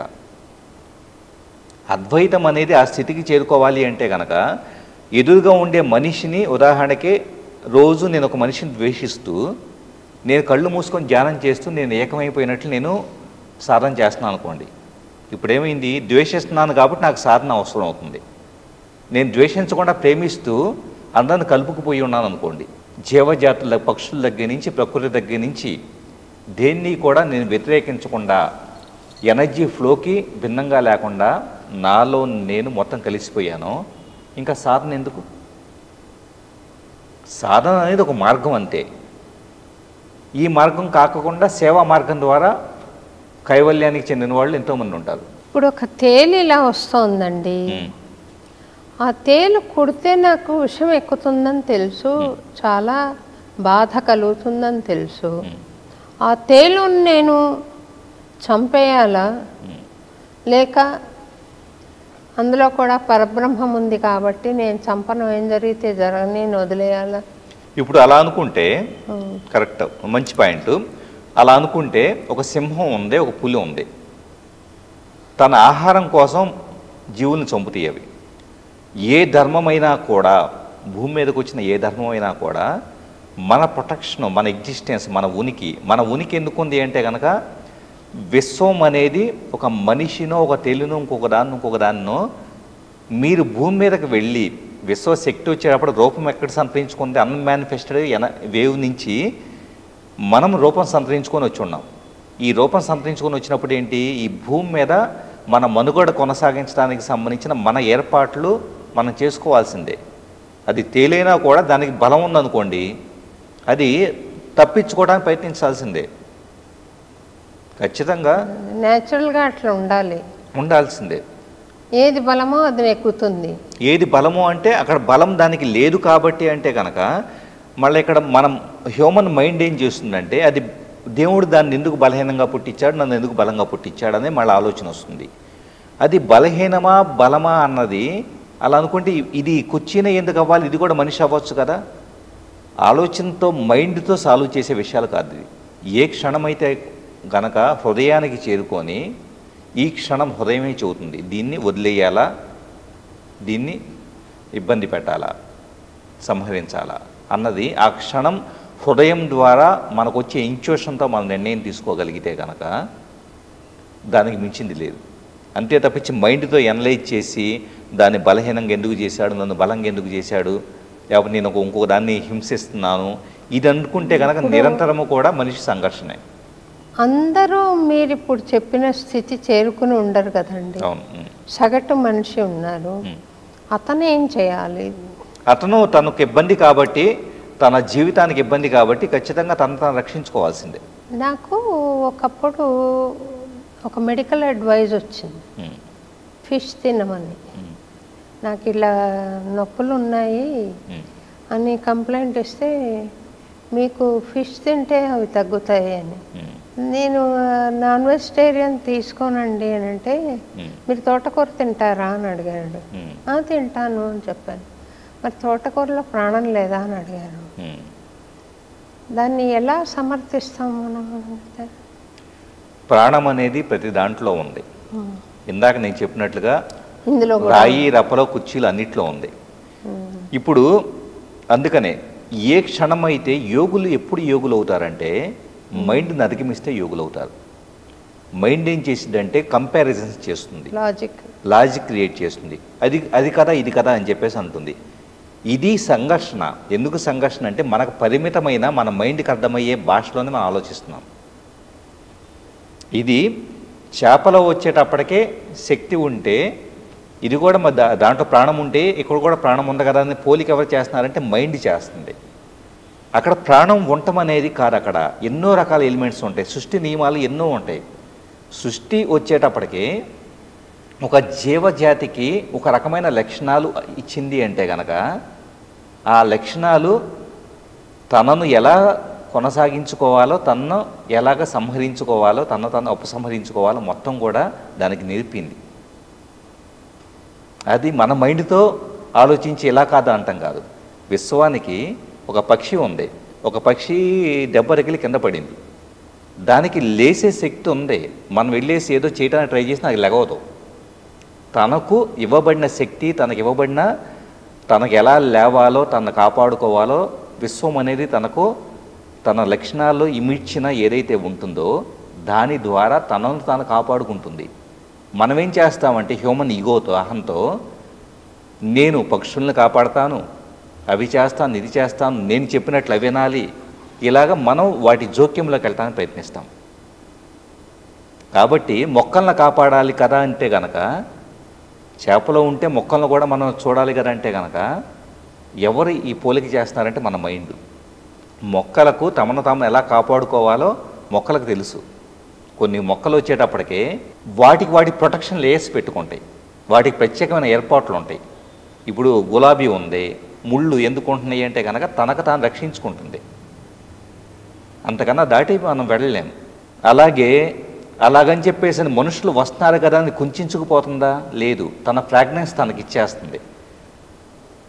సో మనుషుల్లాగా నేను ఇంతవరకే మాట్లాడతాను, ఈ పని ఇంతవరకే చేస్తాను అలా ఏం లేదు. విశ్వం వచ్చేటప్పటికి తన వ్యక్తీకరణలో తను ఉంది కాబట్టి మొక్క ఇది అని చెప్పేసి పోలికలు ఎవరు చేస్తామంటే మన మైండ్. అంటే మానసికంగా అవతలకి వెళ్ళిపోయి మనసుకు అతీతంగా వెళ్ళి ఏది కరెక్టో అది చేసేయడమే, ఏది నచ్చిందో అది చేయడం. ఎప్పుడైతే విశ్వానికి మనం కోల్పోతామో, ఈ మాట ఒక్కటి గుర్తుపెట్టుకుంటే, నేను అనే అహం లేనప్పుడు నేను చేసే అంత మీరు ఒక మాటల్లో చెప్పేస్తున్నారండి, నేను అనే అహం లేనప్పుడు అని. అది చిన్మయానంద స్వామి ఒక పొలిటీషియన్ క్యాప్ పెట్టుకుని ఇంటికి వచ్చాడంట. ఇంటికి వస్తే ఇది మురికిగా ఉంది నీ క్యాప్ అని భార్య తీసి మైలబుట్టలో వేస్తుంది. మైలబుట్టలో వేస్తే ఆయన మరుసటి రోజు మళ్ళీ దర్బార్కి వెళుతూ ఏది నా క్యాప్ అని అంటే మైలబుట్టలో ఉందంటే తీసి దులిపి మళ్ళీ పెట్టుకుని వెళ్ళాడు. మళ్ళీ వచ్చిన తర్వాత ఇది బాగలేదు అని దోబీకేసిందంట. దోబీకేస్తే ఒక గద్ద దాన్ని పట్టుకుని వచ్చి మళ్ళీ వీళ్ళ ఇంటి ముందర డ్రాప్ చేసిందిట. అది మళ్ళీ ఆయన చూసి నా క్యాప్ అని ఆయన మళ్ళీ పెట్టుకున్నాడట. ఇలాగా చాలా చెప్పారు ఆయన. అంటే ఎన్ని రకాలుగా దాన్ని వదిలించుకోవాలి, శుభ్రపరచాలి అని ప్రయత్నించిన మళ్ళీ అది తిరిగి క్యాప్ ఇంటికి వస్తుందన్నమాట. దాన్ని అహంకారంతో పోల్చాడు. అది ఎంత వద్దనుకున్నా కూడా అహం అన్నది క్రూడ్గా అహంకారం ఏంటి నీకు అనే స్థితిలో తెలిసిన వాళ్ళు చెయ్యరు. కానీ అది ఒక చాలా బలహీనంగా మనిషిలో ఉంటుంది అహంకారం. దాన్ని జయించడం అంత సులభమా మామూలు మనిషికి? నేను అన్న భావన లేకపోతే నేను భర్త, నేను భార్య, నేను కూతురు, నేను సింగర్, ఇక్కడికి వచ్చి కూర్చోవాలి అన్న ప్రజ్ఞ కలగడానికి కూడా ఈ అహంకార భావన తోడ్పడుతోంది. ఈ అహంకారాన్ని జయించడం అంత సులభం కానప్పుడు మీరు ఎటువంటి సలహా ఇస్తారు సగటు మనిషికి? ఈ అహం పోందే ఏం జరగట్లేదు, మరి అహాన్ని పోగొట్టుకోవడం ఎట్లా? అద్భుతమైన ప్రశ్నమా.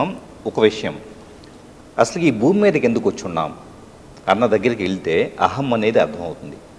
భూమి మీదకి ఎందుకు వచ్చి ఉన్నాం అంటే కనుక ఒక సోళ్ళు, అప్పటిదాకా ఎనర్జీ ఫామ్లో ఉన్న ఒక సోళ్ళు నేను మానవ జన్మ తీసుకొని భూమి మీదకి వెళ్ళి అన్ని రకాల అనుభవాలు, మానవ జన్మతో అన్ని రకాల అనుభవాలు చూడాలని వచ్చింది. వచ్చిన తర్వాత ఎనర్జీకి ఆ భావం ఉంటుందా చూడాలి? ఎనర్జీ ఇప్పుడు ఏదైతే ఒక చిన్న డాట్గా ఉండే ఏదైతే కనుక శివతత్వం ఉందో, శివతత్వం అనేది సైంటిఫికల్గా చూసుకున్నా కూడా బిగ్ బ్యాంగ్ థియరీ ఏంటి అంటే కనుక ఒక విస్ఫోటనం జరిగింది. సైంటిఫికల్గా తీసుకున్న విడిగా కూడా ఎక్కడి నుంచి వచ్చిందంటే కనుక నాదం అనేది ఎక్కడ పుట్టుకొచ్చింది, నాదం ద్వారా విశ్వం ఎక్కడ విస్తరించిందంటే కనుక ఒక బిందువు దగ్గర నుంచి నాదం పుట్టుకొచ్చింది. కాబట్టి బిందువు ఎందుకుంది? బిందువు తనను తాను చూసుకోవాలనుకుంది.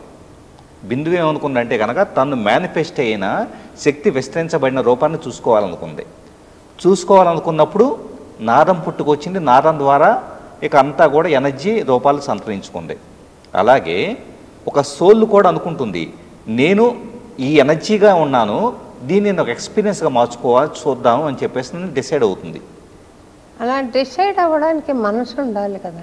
మనస్సు కాదు, వాస్తవంగా మనస్సు అనేది ఇప్పుడు మనం అనుకునే హ్యూమన్ భాషలో, ఏది మనకు అర్థమైన భాషలో శక్తి ఎప్పుడూ కూడా, ఇప్పుడు ఉదాహరణకి అక్కడక్కడ మనం గచ్చు మీద చూస్తే ఎక్కడో చిన్న మట్టి కనపడిద్ది. 2 రోజుల తర్వాత చూస్తే ఆ మట్టిలో నుంచి పురుగులు వస్తాయి. కరెక్ట్. ఆ పురుగు ఎక్కడి నుంచి వచ్చింది? ఆ పురుగు ఎక్కడి నుంచి వచ్చిందంటే కనుక ఆ మట్టి తనను తాను మేనిఫెస్ట్ చేసుకుంది. దాంట్లోకి జీవం అనేది ఆటోమేటిక్గా అక్కడ ఏ ఆధారం లేకుండా జీవం అనేది వచ్చేసింది. అలాగే మానవ దేహం దగ్గర నుంచి పూడ్చిపెట్టబడిన ఏ విధంగా చేసినా కూడా ఎక్కడి నుంచి వస్తుందంటే ఆ మట్టి భావించిందంటారా ఈ పురుగు రావాలి? భావించటం అనేది మన మైండ్తో మనం మేనిఫెస్టేషన్ పద్ధతిలో ఆలోచిస్తున్నాం. దాంట్లోకి శక్తి గాలి, దానికి శక్తి ఎలా వెళ్తుంది? గాలి రూపంలో కావచ్చు, ఉష్ణోగ్రత రూపంలో కావచ్చు.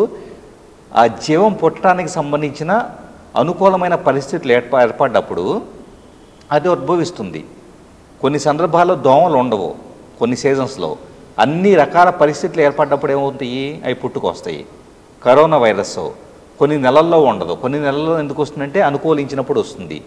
అంటే అనుకూలించడం అనేది శక్తి అనేది గాలి రూపంలోనూ, ఉష్ణోగ్రత రూపంలోనూ, ఇంకా రకరకాల రూపాల్లో అక్కడ ఒక పరిస్థితి ఏర్పడ్డప్పుడు అక్కడ జీవం పుట్టుకొచ్చే పరిస్థితి ఉంది. కాబట్టి ఈ పరిస్థితులకు తగ్గట్లుగా నేనంటే మైండ్ లెవెల్లో కాదు, ఒక ఎనర్జీ ఏమనుకుందంటే కనుక తనను తాను వ్యక్తీకరించుకోవాలనుకుంది. వ్యక్తీకరించుకోవాలనుకున్నప్పుడు ఏమైంది?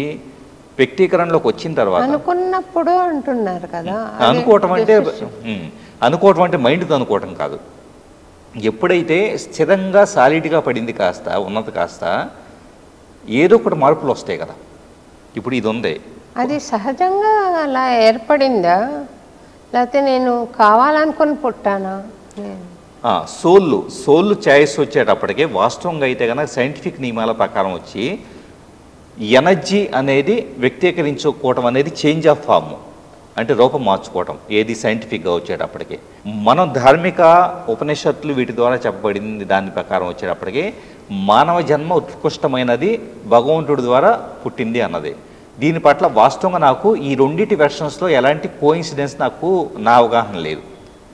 కానీ వ్యక్తీకరించుకోవటం స్టార్ట్ అయిన తర్వాత ఎప్పుడు మనిషి ప్రోగ్రెస్ అవుతాడు అంటే గనక, ఉదాహరణకి నాకు ఈరోజు స్వీట్ తినాలని ఉంది, స్వీట్ తిన్నా, ఒక 4 స్వీట్లు తిన్నా, 5వ స్వీట్కి వెగట పుట్టాలి. వెగట పుట్టిన తర్వాత నాకు ఇంకా స్వీట్ వద్దంట. అంటే నేను జీవితాన్ని అనుభవించడానికి వచ్చాను అనుకుంటే కనుక జీవితంలో సుఖాన్ని, కష్టాన్ని, దుఃఖాన్ని, అన్ని రకాలు కూడా, ప్రేమను, ఒంటరితనాన్ని, ఆర్థిక సమస్యలు అన్నీ కూడా చూసి వేటిలో అతుక్కుపోకుండా భగవద్గీతలో చెప్పినట్లు ఇది నాకొద్దు, ఇది కావాలి అనే మార్పు లేకుండా, కావాలి అన్నప్పుడు ఏమవుతుంది? మోహం ఏర్పడుతుంది. నాకు ఇది కావాలి అంటే మోహం, అంటే ఇంకా నీ ఆశ తీరలేదు, మళ్ళీ మళ్ళీ చేసుకుంటా వెళ్తాం, మళ్ళీ నాకు డబ్బు కావాలంటూ ఉంటాం. సో అటాచ్మెంట్, ఓకే ఈ జన్మ కాదు, వచ్చే జన్మలో కూడా డబ్బు సంపాదిస్తూనే ఉంటాం, వచ్చే జన్మలో కూడా కావాలంటూ ఉంటాం. ఎప్పుడో ఈ డబ్బు వల్ల నాకు ఏది ఉపయోగం లేదన్న విషయం అర్థమైంది ఏదో ఒక జన్మలో. డబ్బు పట్ల, అంటే డబ్బు అనే ఎనర్జీ పట్ల డిటాచ్మెంట్ అప్పుడు స్టార్ట్ అయింది. అలాగా ప్రతి దానికి అతుక్కుపోయిన ప్రతి దాని నుంచి లిబరేషన్ స్టార్ట్ అవ్వటం అనేది అహాన్ని జయించడం. నిజమైన అహాన్ని జయించడం అంటే ఏంటంటే అహమే గారు కోరుకుంటుంది, అహమే నాకు డబ్బు కావాలంటుంది, అహమే నాకు పేరు కావాలనుకుంటుంది, అహమే నాకు అన్ని అనుభవాలు కావాలనుకుంటుంది. ఇవన్నీ కావాలి, నేను మానవ జన్మ తీసుకున్నాను కాబట్టి అనుకున్నంత కాలము కూడా ఇవి ఉంటాయి, జన్మను ఎత్తుతూనే ఉంటాం.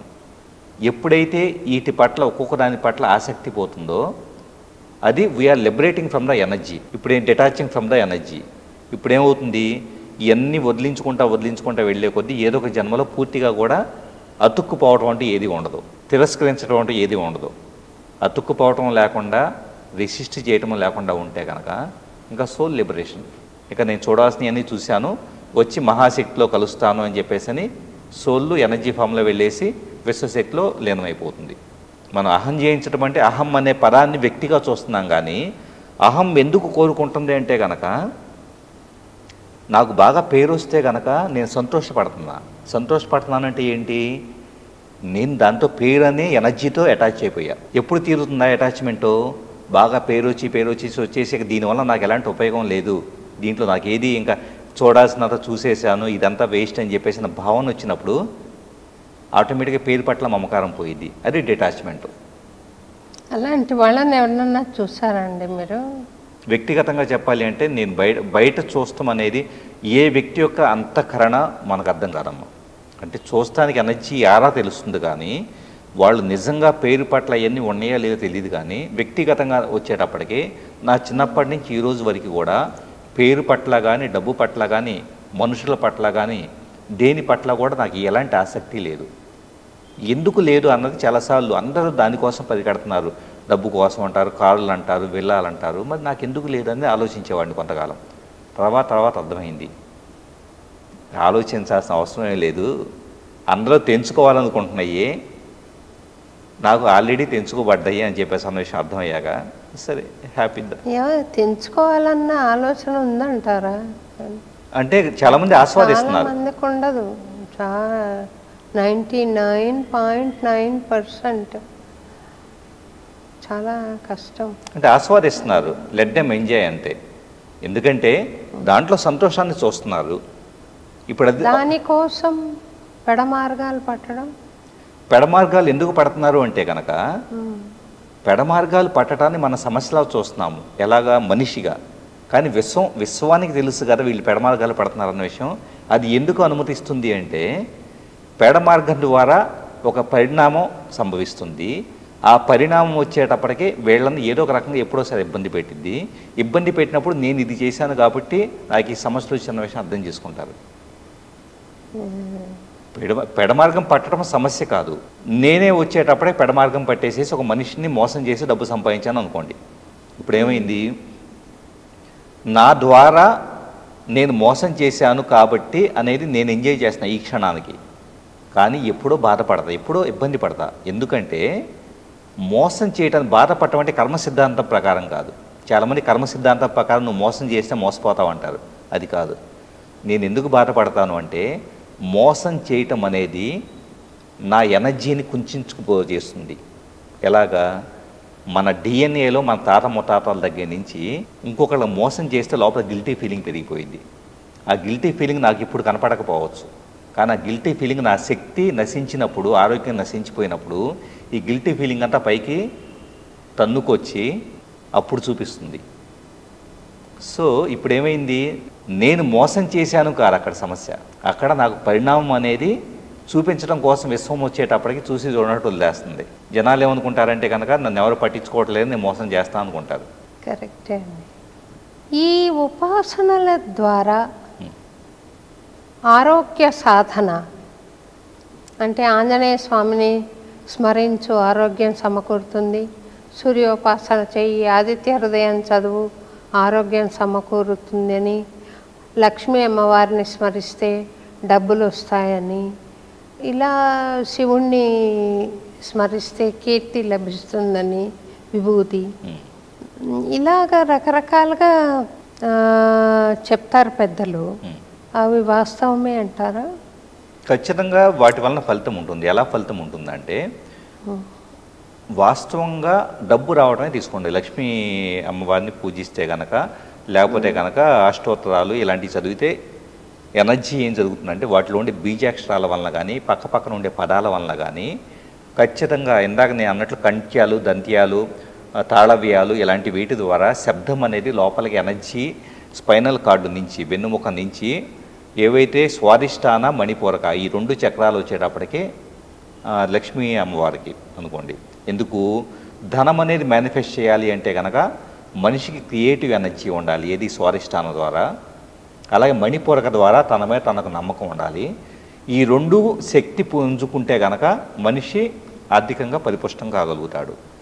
కాబట్టి ఆ మంత్ర ఉచ్చారణలోనే ఆ 2 చక్రాస్ని యాక్టివేట్ చేసే బీజాక్షరాలు ఉంటాయి, పదబంధాలు ఉంటాయి. సో ప్రతి మంత్రము కూడా ధైర్యం రావాలి అంటే ఆంజనేయ స్వామి లేదా విఘ్నేశ్వరుడు అన్నారు అనుకోండి. విఘ్నేశ్వరుడికి సంబంధించి దండకము ఇలాంటి చేసేటప్పుడు మూలాధార బలోపేతానికి సంబంధించిన పదాలు ఉంటాయి, అక్షరాలు ఉంటాయి దాంట్లో, బీజాక్షరాలు. ఖచ్చితంగా కూడా తాత్కాలికంగా బ్లాకేజెస్ క్లియర్ అవుతాయి. కానీ దురదృష్టవశాత్తు ఇది స్వార్థం కొద్దీ, స్వార్థం అంటే కనుక నాకు ఆ కోరిక కలగాలి, అది తీరాలి అన్నట్లుగా ఆ పరిమితమైన ప్రయోజనం కోసమే వీటిని ఉపయోగిస్తూ ఉన్నారు.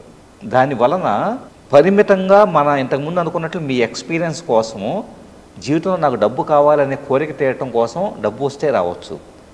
అదే మంత్రాలకు ఆ కోరికలకు అతీతంగా మనల్ని మరింత విస్తృతంగా కాన్షియస్నెస్ని విస్తరించే శక్తి ఉంది. ఆ చక్ర బ్లాకేజ్ని క్లియర్ చేసే శక్తి ఉంది. అలాగా ఆ జపాన్ వచ్చేటప్పటికి స్వార్థం కోసం కాకుండా నన్ను నేను విస్తరించుకోవడం కోసం చేశాను అనుకోండి, ఇంకా సోళ్ళు అంతకన్నా ఆధ్యాత్మిక సాధన ఇంకేముంటుంది? రామకృష్ణ పరమహంస అంతటోడే నాకు నిర్వికల్ప సమాధిలోకి వెళ్ళాలని లేదు. చక్కెరను అనుభవిస్తూ ఉంటే ఆనందం ఉంది, కానీ చక్కెరే నేనైపోతే లాభమేముంది అన్న భావనకు లోనయ్యాడు. దీని గురించి ఏం చెప్తారు మీరు? రామకృష్ణ పరమహంస లాంటి వాడు లేదా రమణ మహర్షి లాంటి వాళ్ళు అని ఒక మోడల్ని మనం పెడుతున్నాం. ఒకళ్ళ మన సాధకులు అని భావించిన వాళ్ళ యొక్క రూపాన్ని దృష్టిలో పెట్టుకొని నిజంగా రామకృష్ణ పరమహంస ఏ స్థాయి సాధన చేశారో కూడా మన అంతర్గతంలో మనకు తెలియదు. ఆయన అంతరంగంలో మాత్రం ఆ సాధనకు సంబంధించిన ఇది ఉంది. ఆయనకు నా చక్కెరని ఆస్వాదిస్తే కనుక నాకు బాగుంది అని చెప్పేసి అంటున్నారు అంటే కనుక ఆ బాగుంది అనేది ఒక బ్లాకేజీ. అది రామకృష్ణ పరమహంస అయినా మీరైనా నేనైనా ఎవరైనా బ్లాకేజీ. బాగుంది అనేది తేలినంత కాలము ఆ బ్లాకేజీ తొలగదు. ఎప్పుడైతే కలిసిపోవటానికి సమయం ఆసన్నమైనట్లు. కలిసిపోతామండి. కలిసిపోయాక ఇంకా అనుభూతి ఏముంది అందులో? అనుభూతి కావాలి అనుకోవటం అనేది ఎవరు కావాలి? ఇంతకుముందు అన్నట్లు మనిషి మానవ జన్మ అనుభూతి కోరుకుంటుంది. అనుభూతిలోనే సంతోషం ఉందనుకుంటున్నాం, అనుభూతిలో సంతోషం ఉందనుకుంటున్నాం, కానీ అనుభూతిలో సంతోషం లేదు. ఎందుకో చెబుతాను. మీకు వర్షం అంటే ఇష్టం, ఉదాహరణకి ఎండ అంటే ఇష్టం లేదు. సో మీకు రోటీ అంటే ఇష్టం, బిర్యానీ ఇష్టం లేదు. ఇప్పుడు మీకు ఇష్టాలు ఏంటి? వర్షం ఇష్టము, రోటీ ఇష్టం. ఇష్టాలు 10 ఉంటే 90 వచ్చేటప్పటికి ఆ ఇష్టాలు ఉంటాయి. దాన్ని ఇష్టాన్ని ఏర్పరచుకున్నాము అంటే కనుక మిగతా అయిష్టాలే కదా. ఇష్టం ఏర్పడ్డప్పుడేమో మీ హార్ట్ చక్ర, అనాహత చక్ర ఎక్స్పాండ్ అవుతుంది. ఓకే, అయిష్టం ఏర్పడ్డప్పుడేమో కుంచుకుపోతుంది. నాకొద్దు, నాకు ఈ ఎండ ఎందుకు వచ్చింది, ఎండాకాలం వేస్ట్ అని చెప్పేసి అని చిరాకు పడుతున్నారు, కోపపడుతున్నారు. అంటే ఎనర్జీ క్లోజ్ అయిపోయింది. ఇప్పుడు ఈ ఇష్టాల కోసం ఏం చేస్తున్నాము? నాకు స్వీట్ ఇష్టం కాబట్టి, రామకృష్ణ పరమహంస చెప్పినట్టు స్వీట్ ఇష్టం కాబట్టి స్వీట్ని ఆస్వాదిస్తున్నాను అనే దాంట్లో చేదుని అసహించుకుంటున్నాం. స్వీట్ని ఆస్వాదిస్తున్నాం అంటే చేదుని అసహించుకున్నట్లే కదా. అంటే ద్వైతం అయిపోయింది, ద్వైతీభావం అయిపోయింది. ఒకటి ఇష్టమో ఒకటి అయిష్టం. అంటే ఇష్టం ఉన్న ప్రతి దగ్గర, భావన ఉన్న ప్రతి దగ్గర వచ్చేటప్పటికే అభావన కూడా ఉంటుంది, విరక్తి కూడా ఉంటుంది, విముఖత కూడా ఉంటుంది, సుఖంతో పాటు దుఃఖం ఉంది. ఈ రెండు ఎందుకు కలవాలి అంటే కనుక ఈ రెండు నా వ్యక్తీకరణలో నా ఆలోచన తప్పించేసి రెండు ఒకటే అన్న ఎప్పుడు ఎరుకలోకి వస్తుందో అది నిజమైన బ్లిస్. అందుకనే కలవాలి. నా ఇష్టము కదా అంటే కనుక ఇష్టం ఎక్కడుందో అక్కడ అయిష్టం కూడా ఇంకొకటి ఏదో అయిష్టం ఉంటుంది. అయిష్టం ఉన్నప్పుడు మరి నచ్చట్లేదు కదా. అంటే ఈ అయిష్టాల బెడద లేకుండా ఉండాలి కాబట్టి నేను విశ్వాత్మలో లీనమైపోవాలి. అసలు అయిష్టం అనేది సమస్య ఎందుకు అవుతుంది? ఇప్పుడు ఏ భగవంతుడైతే కనుక భగవంతుడు తానుగా మనం భగవంతుడిలో భాగంగా మనం భావించుకుంటున్నాం కదా. భగవంతుడికి చేదు ఇష్టం లేకపోవటం ఉండదు కదా, తీపి ఇష్టం ఉండటం ఏముండదు కదా. భగవంతుడికి రాయి ఒకటే, మట్టి ఒకటే, మనిషి ఒకటే, అంతా ఒకటే అయినప్పుడు మనకే ఎందుకు ఈ రెండు తేడాలు వస్తున్నాయి? ఈ రెండు తేడాలు ఎక్కడ వస్తున్నాయి అంటే కనుక పుట్టిన తర్వాత ఒక ఆహారాన్ని తీసుకొని ఆ ఆహారాన్ని నేను తిని ఇది చేదుగా ఉంది, నాకు నచ్చలేదు అన్నాను కాబట్టి నా నర్వస్ సిస్టము వద్దనుకుంది కాబట్టి ఆటోమేటిక్గా అయిష్టం ఏర్పడిపోయింది. ఒకసారి ముద్ర పడిపోయిన తర్వాత మళ్ళీ అది తినాలనుకున్నప్పుడల్లా ఇది బాగలేదు అంటూ ఉన్నా. అంటే తేడా ఎక్కడొచ్చింది? విశ్వం నుంచి వచ్చిన మనిషికి తను శరీరంగా వచ్చిన తర్వాత ఇష్టం అయిష్టం ఏర్పడపడ్డాయి వాసనలో. ఈ వాసనలు అధిగమించినప్పుడు ప్రతిదీ ఇష్టమే. మురికి వాడికి వెళ్ళినా కూడా అద్భుతంగా ఉంది. ఏ సమస్య ఫీల్ అవ్వని వ్యక్తి యోగ అవుతాడు. అదే ఒక అద్భుతమైన మేడలో ఉండేసి ఇదే గొప్పది అనుకొని మురికివాడికి వెళ్ళి అసహించుకునే వ్యక్తి వచ్చేటప్పటికి ఎప్పటికీ యోగ కాలేడు. ఎందుకంటే కనుక you are separating one form of energy. విశ్వమంతా శక్తిగా ఉన్న దాన్ని రెండుగా చూసి అది గుడ్ ఇది బ్యాడ్ అన్నప్పుడు ఆటోమేటిక్గా సమస్య తయారైపోయింది. క్లెన్లీనెస్ ఈజ్ నెక్స్ట్ గాడ్లీనెస్ అనే మాటను ఎలా సమర్థించడం? గాడ్లీనెస్ ఎందుకు అవుతుందంటే కనుక వాస్తవంగా అఘోరాలనే తీసుకోండి.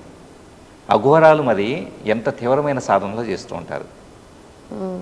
ఎందుకు వాళ్ళు అలాంటివి చేస్తారు అంటే గుడ్డు బ్యాడ్ సపరేషన్ ఎక్కడైతే ఉంటుందో ఆ సపరేషన్ అనేది మనిషి మైండ్ సృష్టించిన మాయా అన్న విషయం వాళ్ళకి తెలుసు.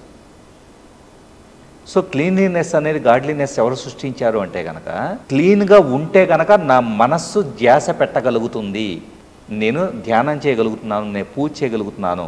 క్లీన్లీనెస్ లేకపోతే కనుక నాకు ఆసక్తి రావట్లేదు అని భావించేటప్పుడు ధ్యాస కొనసాగాలి అంటే కనుక క్లీన్గా ఉండాలి అని చెప్పేసి ఒక అవసరం ఏర్పడింది కదా, ఆటోమేటిక్గా దానికోసం పుట్టుకొచ్చింది. నాకు క్లీన్గా ఉన్నా అశుద్ధంగా ఉన్నా కూడా నేను కూర్చొని నేను ధ్యానం చేసుకోగలుగుతాను అనే స్థితికి నేను వెళ్ళిపోతే క్లీన్లీనెస్ ఉన్నా లేకపోతే నాకేంటి సమస్య? కరెక్ట్ అండి. భగవత్ తత్వము రూపం తీసుకున్నప్పుడు సగుణం ఉంటాము, రూపం లేకుండా ఉన్నప్పుడు ఎలక్ట్రిసిటీ లాగా నిర్గుణం ఉంటాం. ఈ సగుణంలో మీరు దర్శించిన రూపాలు ఉన్నాయా? దయచేసి చెప్పండి, ఇట్లా అడిగానని ఏమనుకోకుండా. వాస్తవంగా నేను రూపాలుగా చూడలేదు కానీ, అంటే దైవ రూపాలు చూడలేదు కానీ ఎనర్జీ ప్యాటర్న్స్ ఉంటాయి. అంటే ఇప్పుడు ఇందాక సాక్రెడ్ జామెట్రీ అన్నాను చూసారా, ఏదైతే కనుక శ్రీచక్రం కావచ్చు, ఇలాంటి యంత్రాలు అనేది కనపడుతూ ఉంటాయి. నాకు శక్తికి సంబంధించిన రూపాలు ఆర్కిటైప్స్ అంటాం, అవి కనపడుతూ ఉంటాయి.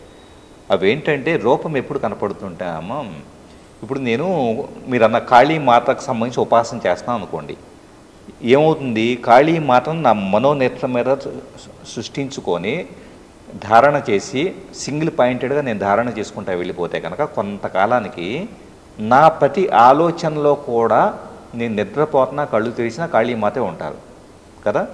అప్పుడేమైద్ది, అప్పుడు కాళీమాత రూపం అనేది నాలోకి రావచ్చు. ఎప్పుడంటే నేను కాళీమాతను ఉపాసన చేస్తున్నాను కాబట్టి, నా మనస వాచ కర్మణ వచ్చేటప్పుడు కాళీమాత ఉంది కాబట్టి కాళీమాత నాకు రావచ్చు. స్వామివారు వెంకటేశ్వర స్వామివారు నేను అలాగా నా ధ్యాన ముద్రలో పెట్టుకుంటే వెంకటేశ్వర స్వామివారు రావచ్చు.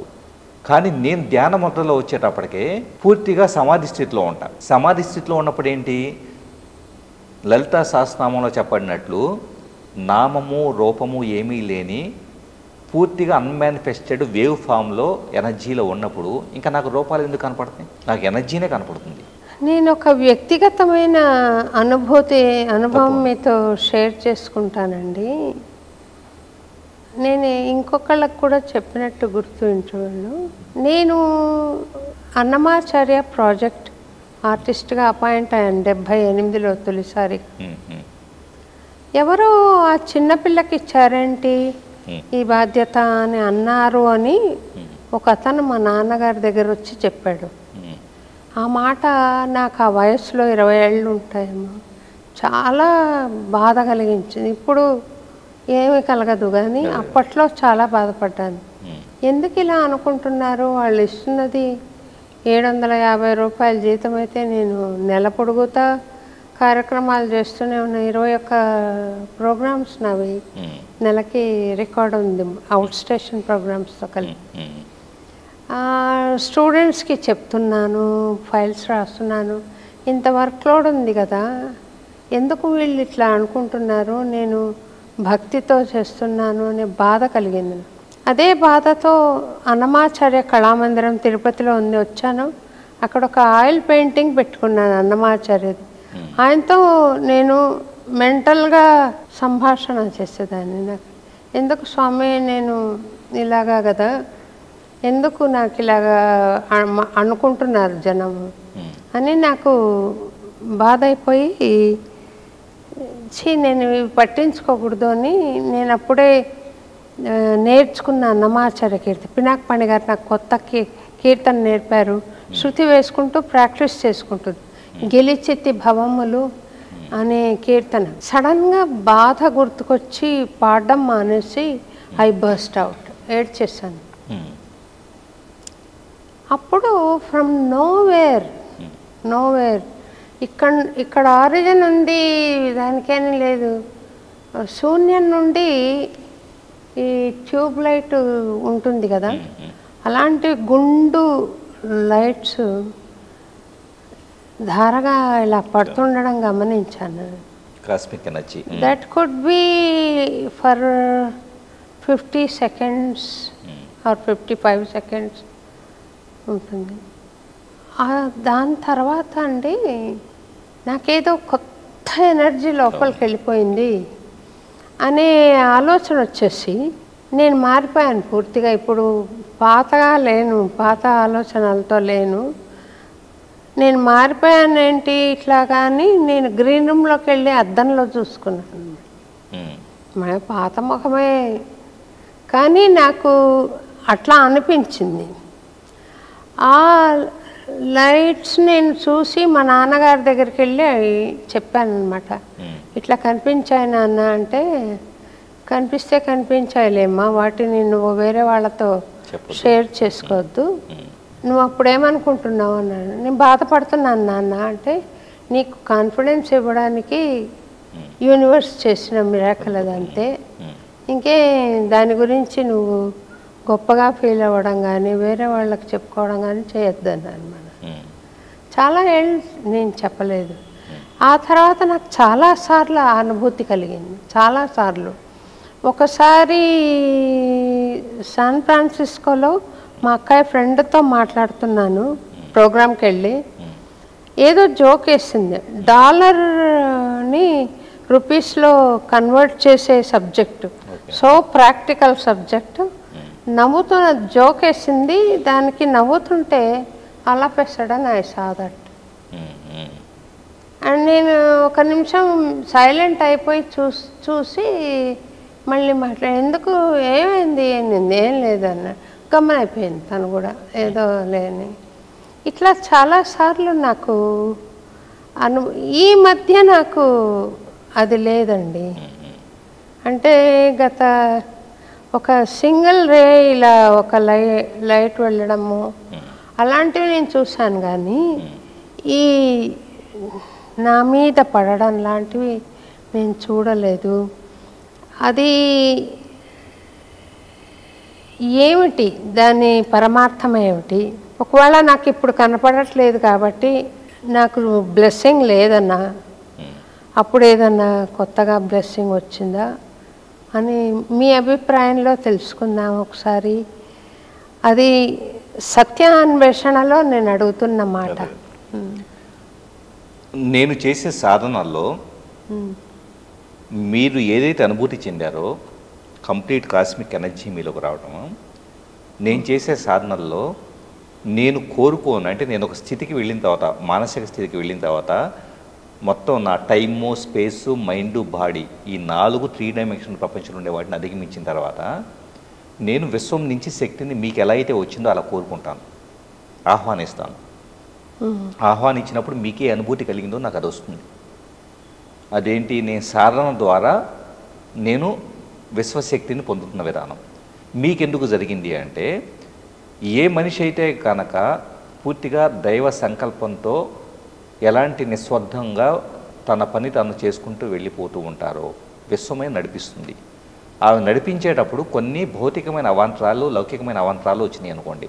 వచ్చినప్పుడు ఏంటి, ఒక మనిషి అహంగా వచ్చేటప్పటికి ఆ మూమెంట్లో ఒక బాధ ఏర్పడింది. ఇప్పుడు మీరు చిన్నప్పుడు ఉన్నప్పుడు ఎలా నన్ను అన్నారా అని చెప్పేసి అని విశ్వశక్తితో కనెక్షన్ ఏర్పడ్డ మీరు ఒక క్షణము ఒక దేహంగా ఆలోచించడం మొదలుపెట్టినప్పుడు, పరిమితమైన దేహంగా ఆలోచించడం మొదలైనప్పుడు విశ్వానికి నేను ఎంచుకున్న ఒక టూల్ తను పరిమితమైన విధానంలోకి ఇరుక్కుపోతుంది అనే భావన ఏర్పడ్డప్పుడు ఆటోమేటిక్గా శక్తిని అందించడం ద్వారా ఈ పరిమితమైన స్థితి నుంచి మళ్ళీ విస్తృతమైన స్థితికి తీసుకెళ్ళటం అనేది జరుగుతుంది.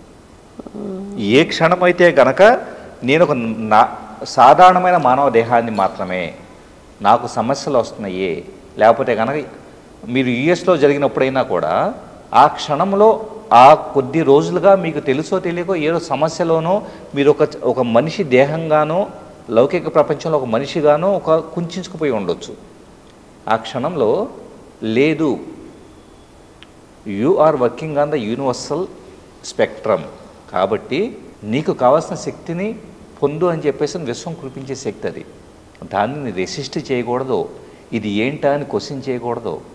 మీ నాన్నగారు అన్నట్లుగా దానికి లేబుల్స్ చేయటము, కంపేర్ చేయటం, ఇంకొకళ్ళు చెబితే వాళ్ళకి అర్థం కాదు. ఎందుకంటే కనుక ఆ స్థితికి రావాలి అంటే కనుక వాళ్ళకంతా సారణ ఉండకపోవచ్చు, లేకపోతే అంతా సరెండర్నెస్ ఉండకపోవచ్చు.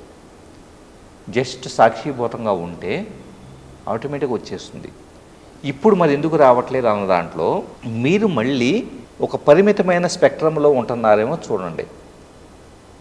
దీనికి కొంత సాధన, అది సంకేతం రూపంలో కావచ్చు, లేకపోతే కనుక ధ్యాన రూపంలో కావచ్చు. మీరు ఎప్పుడైతే కనుక లేదా కూర్చొని విశ్వం మీరు ఏకత్వంలోకి వెళ్ళిపోతే కనుక, లేదు ఈ మనిషి వచ్చేటప్పటికి విశ్వం నాతో కలిసిపోయి ఉన్నారు అని చెప్పేసి ఎప్పుడైతే కనెక్షన్ ఎస్టాబ్లిష్ అవుతుందో ఆటోమేటిక్గా మళ్ళీ మీకు కొనసాగవచ్చు.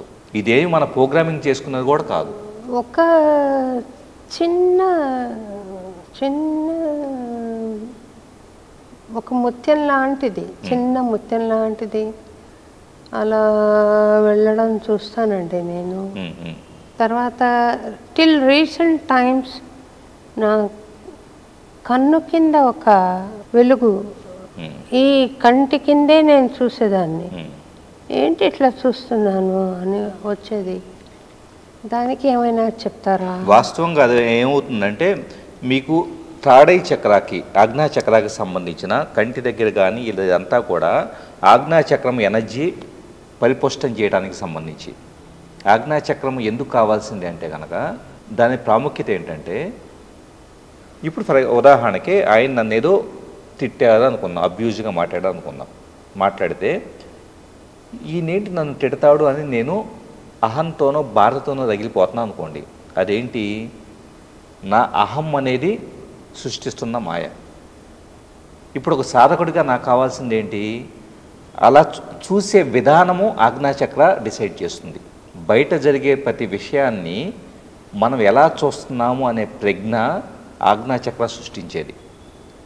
దాన్ని సమస్యగా చూస్తున్నామంటే ఆజ్ఞాచక్రాల్లో బ్లాకేజ్ ఉన్నట్లు. దానిని జరగాల్సింది జరుగుతుంది, దీంట్లో నా ప్రమేయం ఏమీ లేదు, జస్ట్ సాక్షిభూతంగా ఉంటాను అనే ఎరుక వచ్చిందనుకోండి, ఆజ్ఞాచక్ర ఓపెన్ ఉన్నట్టు. అంటే బయట జరిగే ప్రతి దాన్ని మనసుకు ఆపాదించుకొని ఇది నాకే జరిగింది అనుకుంటుంటే ఆజ్ఞాచక్ర బ్లాకేజ్ ఉన్నట్టు లెక్క. అప్పుడేం జరుగుతుంది? విశ్వశక్తితో అనుసంధానమైన వ్యక్తికి, మీలాంటి వ్యక్తికి ఇలాగ ఒక వెలుగు వచ్చేసి ఆ ఏరియాలో ఎక్కడుండే నర్వస్ సిస్టమ్ మొత్తాన్ని కూడా స్టిమ్యులేట్ చేయవచ్చు, ఆజ్ఞాచక్ర బ్లాకేజెస్ క్లియర్ చేయవచ్చు. దానిని నేను మాట్లాడినట్లుగా వెర్బలైజ్ చేయటమో, ఎక్స్ప్లెయిన్ చేయటమో, ఇది అని చెప్పడం కూడా వాస్తవంగా అవసరం లేదు. ఎందుకంటే విశ్వాన్ని నిర్వచించడానికి మన భాష సరిపోదు. చూసి సంతోషిస్తూ భగవత్ కృప అనుకుని వదిలేయటమే, జస్ట్ అలా సాక్షిభూతంగా చూస్తాం అంతే. టైం అండ్ స్పేస్ని మాకు ఒకసారి నిర్వచిస్తారా? తప్పకుండా. వాస్తవంగా మనిషికి ఉన్న మాయ ఎలా ఏర్పడింది అన్నదాన్ని చూస్తే కపిల మహర్షి సాంఖ్య దర్శనం అని ఉంటుంది. దాంట్లో 5 రకాలుగా మాయ ఏర్పడింది. ఆ మాయలో టైము స్పేస్ కూడా ఒక టైపు. ఫస్ట్ మాయ ఏంటి? ఇక్కడ జరిగేదంతా నా కళ్ళతో చూస్తున్నా. జ్ఞానేంద్రియాలు సమాచారాన్ని సేకరిస్తాయి. కళ్ళు చూస్తాయి, చెవులు వింటాయి, మొత్తము కూడా స్పర్శ వచ్చేటప్పటికి గాలిను వీటిని టచ్ చేస్తుంది. ఇదంతా ఈ డేటా అంతా ఎక్కడికి వెళ్తుంది? నాడీ వ్యవస్థ ద్వారా బ్రెయిన్కి వెళ్తుంది. సో కపిల మహర్షి ఏం చెప్పి ఉన్నారంటే సాంఖ్య దర్శనంలో, మాయలో ఫస్ట్ దాంట్లో ఒక మనిషి సమాచారాన్ని సేకరించేటప్పుడు నాకు కళ్ళు సరిగా కనపడవు అనుకోండి. ఇప్పుడేమైంది? ఫస్ట్ స్టేజ్లో మాయ ఏర్పడింది. ఏం మాయ ఏర్పడింది? అక్కడ తాడు కనపడుతుంటే నేను పాముగా భావించాను. అంటే మాయ ఫస్ట్ దశలోనే జ్ఞానేంద్రియం ద్వారా ఒక మాయ ఏర్పడింది, జ్ఞానేంద్రియంలో ఉండే ప్రాబ్లం వలన. సెకండ్ దశలో వచ్చేటప్పటికి అలా వచ్చింది. ఒక మనిషిని ఆయన చూసిన తర్వాత ఈయన రాములాగా ఉన్నాడే అనుకున్నా. రాము అనేది ఎక్కడుంది? నా మైండ్లో ఉంది. రాము ఆకారం ఎలా ఉండిద్దో నా మైండ్లో ఉంది. నా మైండ్లో ఉన్న సమాచారం ఆధారంగా ఒక మనిషిని చూసి ఇతను ఇలా ఉన్నాడు, ఈ శబ్దం ఇది అని అనుకోవటం, ఇదంతా కూడా రెండో స్థాయిలో మాయ ఏర్పడటానికి కారణం. అంటే నేను చూసేది రామును చూస్తున్నా, మీరు అతన్ని చూసేసి మీరు ఇంకో సోము అనుకుంటున్నారు. నేను చూసే ప్రపంచం వేరు, మీరు చూసే ప్రపంచం వేరు. ఎందుకు 2 ప్రపంచాలు ఏర్పడ్డాయి అంటే కనుక, కొన్ని వందల ప్రపంచాలు ఏర్పడ్డాయి అంటే అదే మనిషిని చూసినప్పుడు నా మైండ్లో ఉన్న ఇన్ఫర్మేషన్. సెకండ్ లెవెల్ ఆఫ్ మాయ ఏంటంటే కనుక మైండ్. మూడో లెవెల్ ఆఫ్ మాయ ఏంటంటే ఇంటలెక్ట్ ఏం చేస్తుంది, ఆయన ఏదో ఇందాక నేను అన్నట్లుగా అభ్యంతరకమైన పదాలు మాట్లాడుతున్నారు. ఈయన ఈ పదాలు మాట్లాడుతున్నాడు ఏంటి, అలా మాట్లాడకూడదు కదా, మనిషికి కొద్ది కూడా సంస్కారం లేదా అని నేను అంటున్నా. అదేంటి, నా ఇంటలెక్ట్ పనిచేస్తుంది. మనిషి ఎలా ప్రవర్తించాలో నా ఇంటలెక్ట్ ఏం చేస్తుందంటే జడ్జిమెంట్ ఇస్తుంది. ఇది ఇలా చేయాలి కదా, ఇలా చేయకూడదు కదా అని చెప్పేసి నా జ్ఞానం కొద్దీ నేను అనుసరించే విధానాలు బట్టి ఆధారపడేసి నేను ఆయన జడ్జి చేస్తున్నానంటే అది మాయ. ఎందుకు మాయ అంటే కనుక నా యొక్క లెన్స్తో చూస్తున్నా. నా లెన్స్ ఏంటి, ఒక మనిషి ఎలా మాట్లాడాలో ఎలా మాట్లాడకూడదో నా దగ్గర ఒక సాఫ్ట్వేర్ ఉంది కాబట్టి నా మాయ ఏమేమి ఏర్పడింది అలా ఉంది. పక్కన ఇంకొక వ్యక్తికి అలా మాట్లాడటం నచ్చింది అనుకోండి, అబ్బా ఎంత బాగా మాట్లాడుతున్నాడు అనుకుంటాడు. Different software. నాలుగోది అహం. ఐదిట్లో నాలుగోది ఏంటంటే అహం ఏం చేసిద్ది, ఆయన మాట్లాడేదో నేను రోడ్డు మీద వెళ్తున్నాను అనుకోండి, ఎక్కడో యాక్సిడెంట్ అయింది, వెళ్ళి ఆ వ్యక్తిని లేపాలా లేదా అన్నదే నేనేం చేస్తాను, ఫస్ట్ ఆలోచిస్తా. నేను వెళ్ళి లేపితే నాకు వచ్చేదేంటి, ఫస్ట్ నేను ఆలోచించేదేంటి, వెళ్ళి లేపితే నేను సహాయపడ్డాను అనేది నలుగురికి చెప్పుకొని నేను గర్వపడవచ్చు, నా అహాన్ని పెంచుకోవచ్చు. అదొక ఆలోచన. వెళ్ళి లేపుతాడు.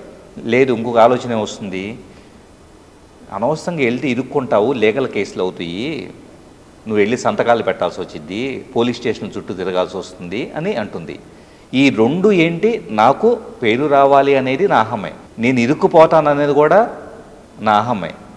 అహం అనేది మనిషి మాయను సృష్టిస్తుంది, ఎలా ఉండాలో ఇచ్చేస్తుంది. నాలుగోది మోరల్ వాల్యూస్. ఈ ఐడిట్ ఆధారంగా వచ్చేటప్పటికి మనిషి ఆలోచన చేంజ్ అవుతుంది, అతను చూసే విధానం చేంజ్ అవుతుంది. సో చూసే విధానం, ప్రపంచం చేంజ్ అయిపోయినప్పుడు ఆటోమేటిక్గా మనిషి సంఘర్షణకు గురవుతూ ఉంటాడు, ఫైటింగ్ గురవుతూ ఉంటాడు. సో ఈ పర్సెప్షన్స్ అనేది ఫిల్టర్స్.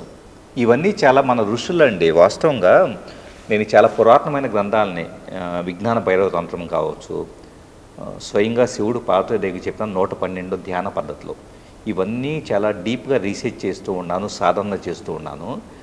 అనిపిస్తుంటే భారతదేశంలో చాలా పురాతనమైన ఋషులు దర్శించిన గొప్ప జ్ఞానం ఉంది. జ్ఞానాన్ని తెలుసుకునే వాళ్ళు లేరు, సాధన లేదు. దానివలన నిజంగా సాధకులు దారి దిక్కు తన్ని లేకుండా ఉన్నట్లుగా అనిపిస్తూ ఉంటుంది. ఋషుల జ్ఞానం ఎవరు అందిస్తారు మీరా? ఋషుల జ్ఞానాన్ని ఎవరు అందించాలి అంటే, ఎవరు నిజంగా చెప్పాలంటే కనుక లౌకికమైన అహం ద్వారానో, అంటే నేను అందించాలనో, ఇలాంటి తాపత్రయాల ద్వారానో దాటిపోయి చూస్తే ఎవరు అందుకోవాలో వాళ్ళకి అందించబడింది, అది ఆటోమేటిక్గా అందించబడుతుంది. ఇప్పటికీ కూడా నేను ఇంతకుముందు మాట్లాడిన మాట ఏదైతే ఉందో, వాళ్ళకి అందట్లేదు వీళ్ళకి అందట్లేదు అనేది అంతా కూడా విశ్వానికి తెలుసు ఎవరికి అందించాలో ఎవరికి అందించకూడదు. మనం యాజ్ ఎ హ్యూమన్ బీయింగ్ వచ్చేటప్పటికి సమాజంలో ఉండటం వలన ఇంత జ్ఞానం కళ్ళెదురు కనపడుతుంది, అందరూ ఎందుకు అందుకోలేకపోతున్నారని చెప్పేసి ఒక లోపల నిస్సహాయ స్థితిని వ్యక్తం చేస్తూ ఉన్నాం.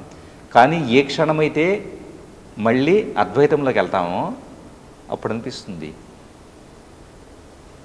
నేను అందించేదో మీరు అందించేదో ఎవరు అందించేది ఏముంది, అక్కడ ఆల్రెడీ ఉన్నది, ఎవరు కావాలో వాళ్ళు తీసేసుకుంటారు. అక్కడ నాకు చెప్పండి, నేను అందుకుంటాను. ఖచ్చితంగా అమ్మా, ఖచ్చితంగా. ఎవరికి అవసరం ఉందో వాళ్ళకి అందజేస్తాను. తప్పకుండా. ఎందుకంటే జ్ఞానం అనేది ఒకటే. ఈ క్షణం మీరు అన్నారు, ఎంతో అనుభవం ఉండి, ఎంతో స్వామివారి సేవలో ఉండి ఇన్నేళ్ల ఉన్న వ్యక్తిగా మీరు ఒక చాలా చాలా సామాన్యంగా, అంటే అహం లేకుండా మీరు అన్నారు చూసారా జ్ఞానం అని, అది ఒక జ్ఞానం అర్థించే వ్యక్తికి నేను అలా అర్థిస్తూ ఉండబట్టేసి ఎంతో కొంత రోజుకొచ్చి కొంత చేరుతూ ఉంది. నిజంగా జ్ఞాన తృష్ణ అంటే కనుక మనం రిసీవింగ్ మోడ్లో ఉంటే ఆటోమేటిక్గా వచ్చేస్తుంది. నా ద్వారా విశ్వం నాకు ఇచ్చిన జ్ఞానంలో ఖచ్చితంగా నా ద్వారా విశ్వం యొక్క సంకల్పంతో నాకు చేతనైంది, నేను మీతో పంచుకుంటాను, అందరితో పంచుకుంటాను. టైమ్ అండ్ స్పేస్ ఆస్పెక్ట్స్ని ఒకసారి మీరు విశదపరుస్తారు. టైం ఏమవుతుందంటే, టైము కాల విభజన. ఏం చేస్తున్నాం మనం? ఒక క్యాలెండర్ని పెట్టుకున్నాము. క్యాలెండర్ పెట్టుకుని ఆది సోమ మంగళవారాలను పెట్టుకున్నాము. ఉదయం 9, 10 ఇలా పెట్టుకున్నాము. ఎప్పుడు ఏం చేస్తున్నామంటే మన ప్రతి ఆలోచన, నిన్న ఒక బాధ జరిగింది ఉదాహరణకి, నిన్న ఎవరో గాయపెట్టారనుకోండి, లేకపోతే నిన్న ఒక ఆర్థిక నష్టం వచ్చింది అనుకోండి, నిన్న అనే దానికి ఈ క్షణం నుంచి నిన్న అనే దానికి వెళ్తున్నాం. నిన్న తేదీకి వెళ్తున్నాము, నిన్న జ్ఞాపకానికి వెళ్తున్నాము. అంటే టైంని ఎందుకు వాడుకుంటున్నాం? సఫరింగ్కి వాడుకుంటున్నాం. సమయాన్ని దేనికోసం వాడుకుంటున్నాం? ఫస్ట్ సమయాన్ని డిఫైన్ చేసుకున్నాము. డిఫైన్ చేసుకుని దాన్ని ఏం చేస్తున్నాము? నిన్నటికే గురించి బాధపడటానికి, రేపటి గురించి భయపడటానికి వాడుకుంటున్నాం. సైకలాజికల్ టైము, దీన్ని సైకలాజికల్ టైం అంటాం. క్లాక్ టైంని సైకలాజికల్ టైంగా వాడుకుంటున్నాం. అసలు కాలమే లేదు. కాలం అనేది ఏమీ లేదు. నా శరీరం పుట్టటాన్ని డేట్ ఆఫ్ బర్త్ గాను, నా శరీరం అనేది ఈ రూపం నుంచి వెళ్ళిపోవటాన్ని డెత్ గాను భావించేసి దీని మధ్య ఉండే దాని కాలంగా నేను భావిస్తున్నా. నా పుట్టినప్పటి నుంచి ఈ క్షణం వరకు ప్రతి మనిషి ఆలోచన ఎక్కడ ఉంటుంది? నేను ఎప్పుడు పుట్టాను, ఏ సంవత్సరంలో పెళ్లి చేసుకున్నాను, ఏ సంవత్సరంలో ఇంకా రకరకాలు, ఏది ఉద్యోగం వచ్చింది, లేకపోతే ఎప్పుడు చనిపోతాను, ఎంత ఈటు బట్టి ఉంటుంది. కానీ సమయం అనేది దాటిపోతే గనక శరీరాన్ని బట్టి సమయం అనుకుంటున్నాం. శరీరం అనేది రూపం మాత్రమే. రూపం దాటిపోయినా కూడా ఆత్మకు సమయం కొనసాగుతూనే ఉంటుంది. అక్కడ సమయం అనే సపరేషన్ లేదు. అందుకనే అహం అనేది ఈ శరీరం క్షీణిస్తుంది కాబట్టి అని సమయం అనే భయాన్ని తీసుకొస్తుంది. ఎప్పుడు ఏం చేస్తారు? నాకు 30 ఏళ్ళు వచ్చినాయి, 40 ఏళ్ళు వచ్చినాయి, 50 ఏళ్ళు వచ్చినాయి, నేను ఇంకెప్పుడు చనిపోతానో అని చెప్పేసిన భయంలో ఉంటారు. ఎందుకు? శరీరం ఉండదని అహము భయపెట్టింది. కాబట్టి సమయాన్ని, టైంని భయానికి వాడుకుంటున్నాం. ఇట్లా స్పేస్ని, టైంని ఎలా పోల్చొచ్చు, ఎలా ఒక రిలేటెడ్ కాన్సెప్ట్స్గా ఎలా వాటిని? ఇప్పుడు ఉదాహరణకి వెంకటేశ్వర స్వామి వారికి సంబంధించిన ఎగ్జాంపుల్ చెబుతాను. వాస్తవంగా టైం అనే దాన్ని కన్జ్యూమ్ చేసి, అంటే ఒక 8 గంటలు ఇక్కడి నుంచి ప్రయాణించి నేను తిరుపతికి వెళ్ళి స్పేస్ని చీల్చుకుంటూ, స్పేస్ని ఏంటి, కారులో వెళ్తున్నాను, అపరిమితమైన స్పేస్ని చీల్చుకుంటూ కారుతో టైంని కన్జ్యూమ్ చేసి 8 గంటలు ప్రయాణిస్తే కనుక నేను తిరుపతికి వెళ్ళి స్వామివారిని దర్శనం చేసుకున్నాను అనుకుందాం. టైము స్పేస్ ఏంటి?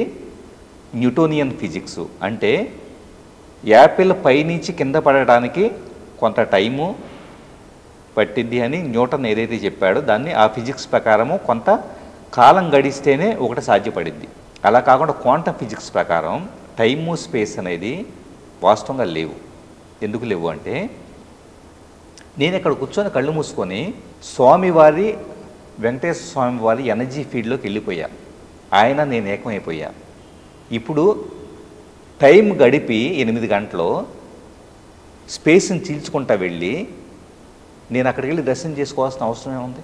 స్వామివారు నాలోనే ఉన్నారు. I మెజ్డ్ with him. అంటే టైము స్పేస్ అనేది ఇల్యూజన్స్. ఎందుకు ఇల్యూజన్స్ అంటే కనుక సపరేషన్లో వచ్చే ఇల్యూజన్స్.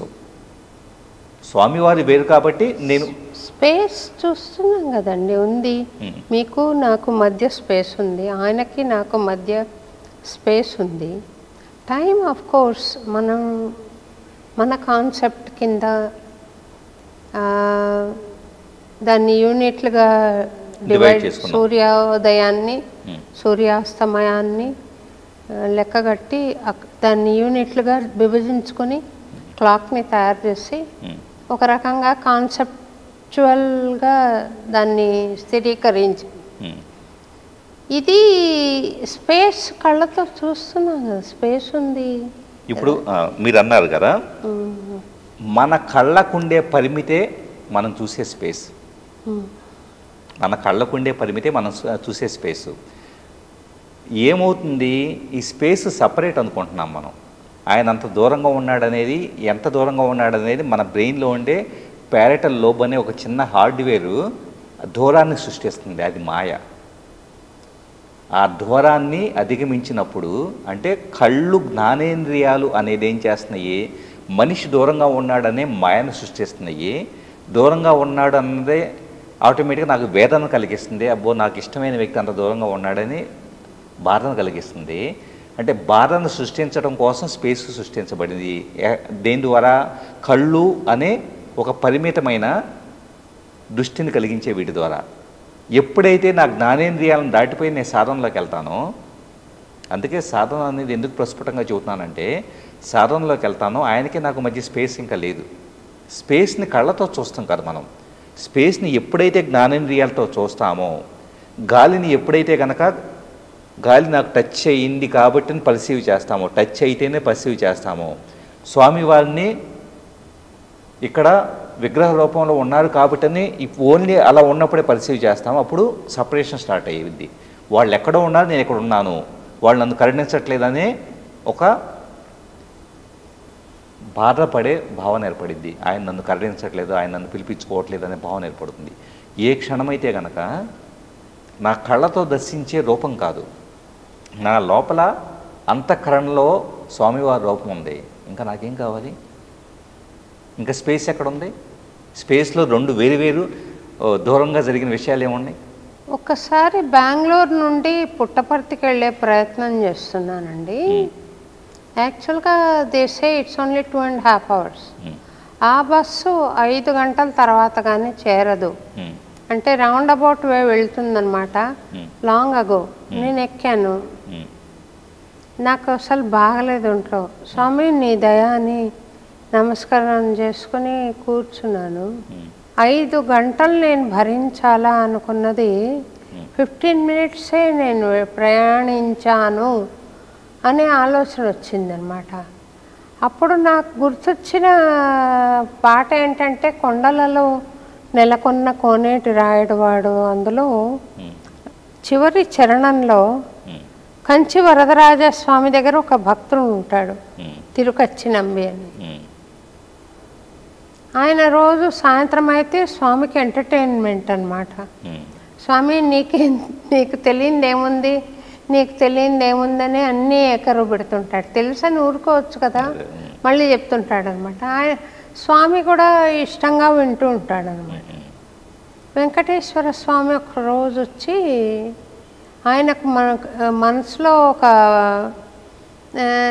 వరదరాజస్వామికి ఇంత మంచి భక్తుడు ఉన్నాడు, నా దగ్గరకు వస్తే బాగుండు వీడు అనే ఆలోచన వచ్చి పిలుస్తాడనమాట. పిలిస్తే పాప నేను ఎక్కడికి రాను, వరదరాజస్వామిని వదిలిపెట్టి నేను ఎక్కడికి రాను అంటాడు.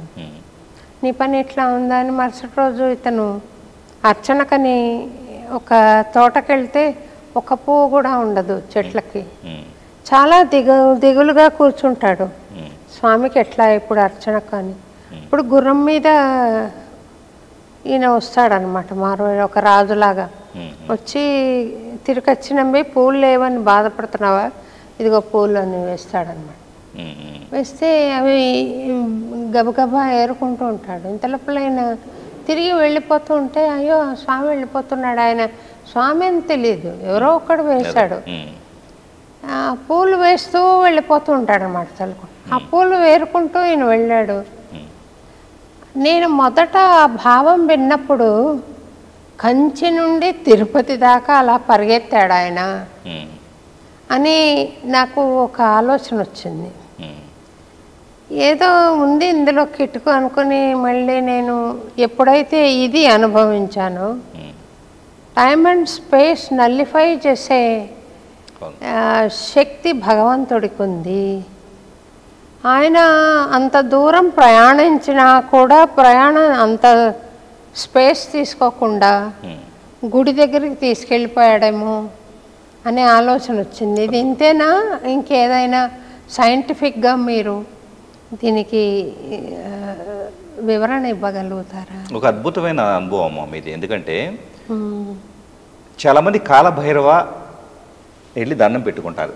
కాలభైరవ అంటే ఏంటి? కాలం గురించి భయాన్ని పోగొట్టడం.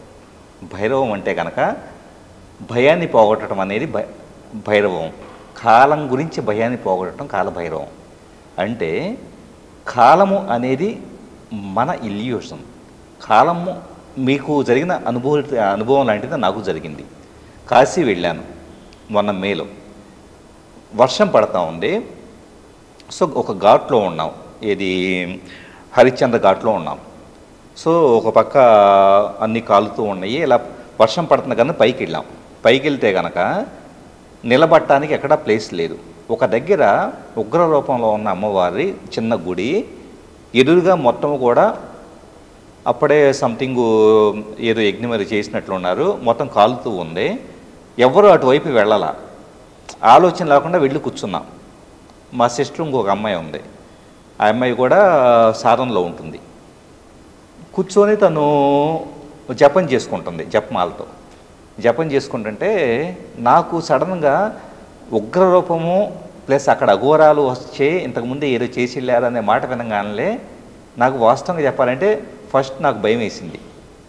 భయం వేస్తే నా అమ్మాయితో అన్న, ఎందుకు ఇక్కడ పక్కకి వెళ్దాం అన్న. ఏంటన్నా మీరు అలా అంటారు, మీరు ఎంత సాధన చేస్తూ కూడా మనం సత్సంకల్పంతో వచ్చి ఉన్న ఉగ్రరూపం అయితే ఏంటి, ఏమవుతుంది, అఘోరాలు వస్తాయి ఏంటి అని చెప్పేసి ధ్యానంలో కూర్చోండి అంటే ధ్యానంలో కూర్చున్నా.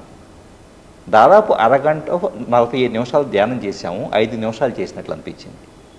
5 నిమిషాలు, కేవలం 5 నిమిషాలు చేసినట్లు అనిపించింది. సమయం తెలియలా, అంటే సమయం స్తంభించిపోయింది. సమయం అనేది మన మైండు ఏదన్నా కానీ ఆతృతతో యాంగ్జైటీతో ఉన్నామనుకోండి, అప్పుడు సమయం ఎక్స్పాండ్ అవుతుంది. ఎప్పుడైతే కనుక సంతోషంలోనూ మెర్జింగ్లో ఉంటామో సమయం కుంచుకుపోయింది. అంటే సమయం అనేది మన అనుభూతిని బట్టి మారుతుంది. సమయం అనేది ఎక్కడా కూడా అందరికీ ఒకేలాగా ఉండదు. అంటే దీన్ని బట్టి అందరికీ ఒకేలాగా ఉంటే కనుక దాన్ని కరెక్ట్ పారామీటర్ అనుకోవచ్చు. అందరికీ యూనివర్స్గా లేని దాన్ని ఇంకా పారామీటర్ ఎందుకంటాం? ఇప్పుడు మీకు ఈ క్షణం ఒకలాగా ఉండొచ్చు, నాకు ఈ క్షణం ఒకలాగా ఉండొచ్చు. ప్రామాణికత లేని దాన్ని సమయం అని ఎందుకు అంటాము? సమయం లేదు కదా. స్పేస్ కూడా నేను ఇందాక అన్నట్లు ఒక మురికివాడకి వెళ్ళి దాన్ని దేవాలయంలాగా నేను భావిస్తూ ఉంటే కనుక స్పేస్ యొక్క రూపం కానీ స్పేస్ యొక్క ఇది కానీ నేను ఎంత ఆక్యుపై చేస్తున్నాను ఇదంతా నా ఎరుక లేనప్పుడు ఇంకా స్పేస్ ఎక్కడ ఉంది? అంటే ఇవన్నీ మాయ. ఒక మనిషిని ఒక ఆలోచన సృష్టించడం కోసం ఏర్పడిన మాయ. ఫిజికల్ సైన్స్లో దెర్ ఈజ్ ఏ లా. ఇలా వస్తువులు కానీ మనుషులు కానీ దూరంగా ఉండడానికి ఒక లా ఏదో ఉందండి. గ్రావిటేషనల్ ఫోర్స్ ఉంటుంది, గురుత్వాకర్షణ. దాని మూలానే మీరు అక్కడ ఉన్నారు, నేను ఇక్కడ ఉన్నాను, లేకపోతే అన్నీ అతుక్కుపోయి జామ్ అవుతాయని. Gravitational force. ఇప్పుడు గ్రహాలు ఉన్నాయి, అన్ని గ్రహాలు కూడా ఆర్బిట్లో కక్షలో వాటి కక్షలోనే అవి ఎందుకు తిరుగుతున్నాయి అంటే కనుక వాస్తవంగా విశ్వంలో ఉండే పదార్థాన్ని లెక్కించడానికి ప్రయత్నించారు సైంటిస్టులు. మొత్తం 100%లో వాళ్ళకి లెక్క తేలిని వచ్చి 15%. కుర్చీలో మనుషులో లేకపోతే జంతువులో నదులో సరస్సులో లేకపోతే కనుక హీలియం లాంటి వాయువులో ఇలాగ మొత్తాన్ని తీసుకొచ్చేసి దాన్ని ఎంత స్థలం ఆక్రమించింది విశ్వంలో అనేది వాళ్ళు ఎస్టిమేషన్ చేయడానికి ట్రై చేస్తే వచ్చింది 15%. మరి 85% ఏమైపోయింది? దాన్ని డార్క్ మ్యాటర్ అంటారు. డార్క్ మ్యాటర్ అంటే ఏంటి అంటే కళ్ళకు కనిపించింది, మనం దర్శించలేనిది అంచనాకు అంటుంది. అదేంటి అని చెప్పేసి తర్వాత రీసెర్చ్ చేస్తే ఈ 15%ని ఒక నిర్దిష్టమైన విధానంలో పెట్టే ఇంటెలిజెన్స్ ఏదైతే ఉంటుందో, గ్రావిటేషనల్ ఫోర్స్ ఏదైతే ఉంటుందో అది డార్క్ మ్యాటర్. అంటే ఈ అమరిక అంతా కూడా దేని పద్ధతిలో అది ఉండడానికి మధ్య దేవుడు అని మనం పిలుచుకుంటున్నా ఆ దైవశక్తి ఏదైతే ఉంటుందో, నడిపిస్తుంది ఏదైతే ఉంటుందో ఆ 85% వచ్చేటప్పటికి, అంటే కళ్ళకు కనపడే దీన్ని మాత్రం ఈ ప్రపంచాన్నే మనం చూసి ఈ 3 డైమెన్షనల్ ప్రపంచాన్ని ఇదంతా మనుషులు జంతువులు అంటున్నాం. ఇదేమీ లేదు. ఆ వెనకుండా దేవుడు 85%. ఆ 85% మనకు కనపడదు, అది నడిపిస్తూ ఉంటుంది. దేన్ని ఎక్కడ పెట్టాలో, ఎప్పుడు ఏ ఆలోచన సృష్టించాలో, మనం ఇలా కలవాలనుకునే ఆలోచన దగ్గర నుంచి ప్రతిదీ కూడా ఎక్కడి నుంచి వస్తుందంటే కనుక ఈ ఇన్విజిబుల్ ఎనర్జీ నుంచి వస్తుంది. Can you please explain what is a black hole అండి? బ్లాక్ హోల్ అనేది వాస్తవంగా ఎనర్జీస్ అంతా కూడా దాని శక్తిని వచ్చేటప్పటికి ఇందాక చెప్పాను, సృష్టించలేము, నాశనం చేయలేము, రూపాలు మార్చుకుంటుంది. రూపం ఎక్కడ మార్చుకుంటుంది అని చెప్పేసి దాంట్లో చూస్తే శక్తి ఎప్పుడైనా క్షీణించడం అంటే ఉన్న రూపంలో క్షీణించినప్పుడు, రూపం మార్చుకోవాల్సి వచ్చినప్పుడు ఎక్కడికి ప్రయాణిస్తుంది అన్నదాన్ని చూస్తే అది బ్లాక్ హోల్ వైపు ప్రయాణిస్తుంది. ఉదాహరణకి భూమికి ఉత్తరపు దిక్కు అనేది, భూమిలో ఏ కాంటినెంట్లో మీరు ఉన్నా కూడా ఉత్తరపు దిక్కు అనేది బ్లాక్ హోల్ యొక్క ఎంట్రన్స్. ఏమండి? ఉత్తరపు దిక్కు నార్త్ వచ్చేటప్పటికే black hole entrance north side. So అంటే శక్తి ప్రవహించేది ఏదైతే ఉంటుందో ఆ ప్రవహించేది వచ్చేటప్పటికి అంటే లాగివేయబడే శక్తి ఏదైతే ఉంటుందో నార్త్ వైపు ఉంటుంది.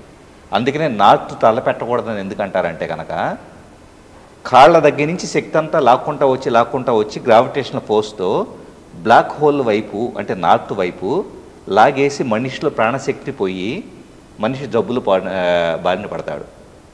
అంటే ఎప్పుడైతే సృష్టి అంతం కదా, ఇంకా సృష్టి అంతరించిపోతుంది అంటున్నాం కదా, యుగాంతం అంటున్నాం కదా, యుగం ఎప్పుడు అంతరిస్తుంది?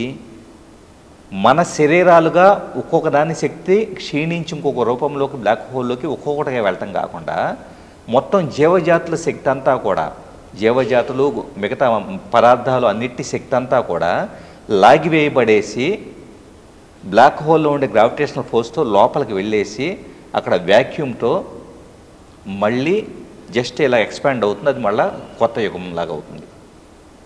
అంటే శక్తిని న్యూట్రలైజ్ చేయటము, మేనిఫెస్టెడ్ శక్తిని న్యూట్రలైజ్ చేయటము, దాన్ని రీమానిఫెస్ట్ చేయటం అనేది బ్లాక్ హోల్ యొక్క ఇది. పాపులర్ కాన్సెప్ట్ ఏంటంటే మనిషి జీవించి ఉన్నంత వరకు పరమాత్మ చిప్ లోపల ఉన్నదని, చనిపోయినప్పుడు అది వెళ్ళిపోతుందని అంటారు. కరెక్టే ఉండొచ్చు. అంత మాత్రం చేత డెడ్ బాడీలో ఎనర్జీ లేదని అనుకోవడం కరెక్టే అంటారా? డెడ్ బాడీలో ఎనర్జీ అనేది డార్మెంట్గా ఉంటుంది. ఉండదు. ఎందుకు ఉండదు అంటే ఏ క్షణమైతే కనుక ప్రాణశక్తి ద్వారా, ప్రాణశక్తి అంటే ఆక్సిజన్ కాదు, వాస్తవంగా చాలామంది ఆక్సిజన్ ప్రాణశక్తి అనుకుంటారు. ప్రాణశక్తి అంటే కనుక చేతన కాన్షియస్నెస్ క్రియేట్ చేసినప్పుడే 7వ నెలలో 8వ నెలలో ఆటోమేటిక్గా లోపలికే వచ్చేటప్పటికే ప్రాణశక్తి రూపంలో ద మూమెంటమ్ ఆఫ్ ఇక్కడ హార్ట్ ఏరియాలో గమనిస్తే కనుక చెస్ట్ ఇలా మూమెంట్ వస్తుందో తెలుస్తుంది. అది ప్రాణశక్తి. ఆ ప్రాణశక్తి ఎప్పుడైతే పోతుందో మరణించిన తర్వాత ఇప్పుడు ఏమైంది? శరీరం పదార్థంగా మారిపోయింది. ఎలాంటి పదార్థంగా? మ్యాగ్నెటిజం కోల్పోయిన ఐరన్ ముక్కలాగా తయారైంది. మ్యాగ్నెట్ ఎప్పుడవుతుంది? అయస్కాంత తత్వం ఉంటే మ్యాగ్నెట్ అయింది. శరీరం కూడా ఒక మ్యాగ్నెట్. తల వైపేమో ప్లస్, కాళ్ళ వైపేమో మైనస్. ఇది ఒక బ్యాటరీ. ఈ మ్యాగ్నెట్ మన చుట్టూ అయస్కాంత క్షేత్రం ఆధార రూపంలో ఉంటుంది. ఇప్పుడు ఏమైంది? ఈ శక్తి మొత్తం కూడా మ్యాగ్నెటిజం అంతా కూడా ఆత్మతో కలిసేసి విశ్వంలో మెర్జ్ అయిపోయింది. విశ్వశక్తిలో మెర్జ్ అయిపోయింది. మెర్జ్ అవటం అంటే అదే ఆ ఫామ్ను తీసుకువెళ్ళేసి కాన్షియస్నెస్ విశ్వశక్తిలో వెళ్ళింది అనుకుందాం. ఇప్పుడు ఈ శరీరం ఇక్కడ పడి ఉంది. ఈ శరీరంలో ఎలాంటి ప్రాణశక్తి, ఎలక్ట్రోమాగ్నెటిజం లేదు. లోపల ఆటమ్స్ స్పిన్ అవ్వట్లేదు. ఆటమ్స్ ఇంకా స్పిన్ కావు.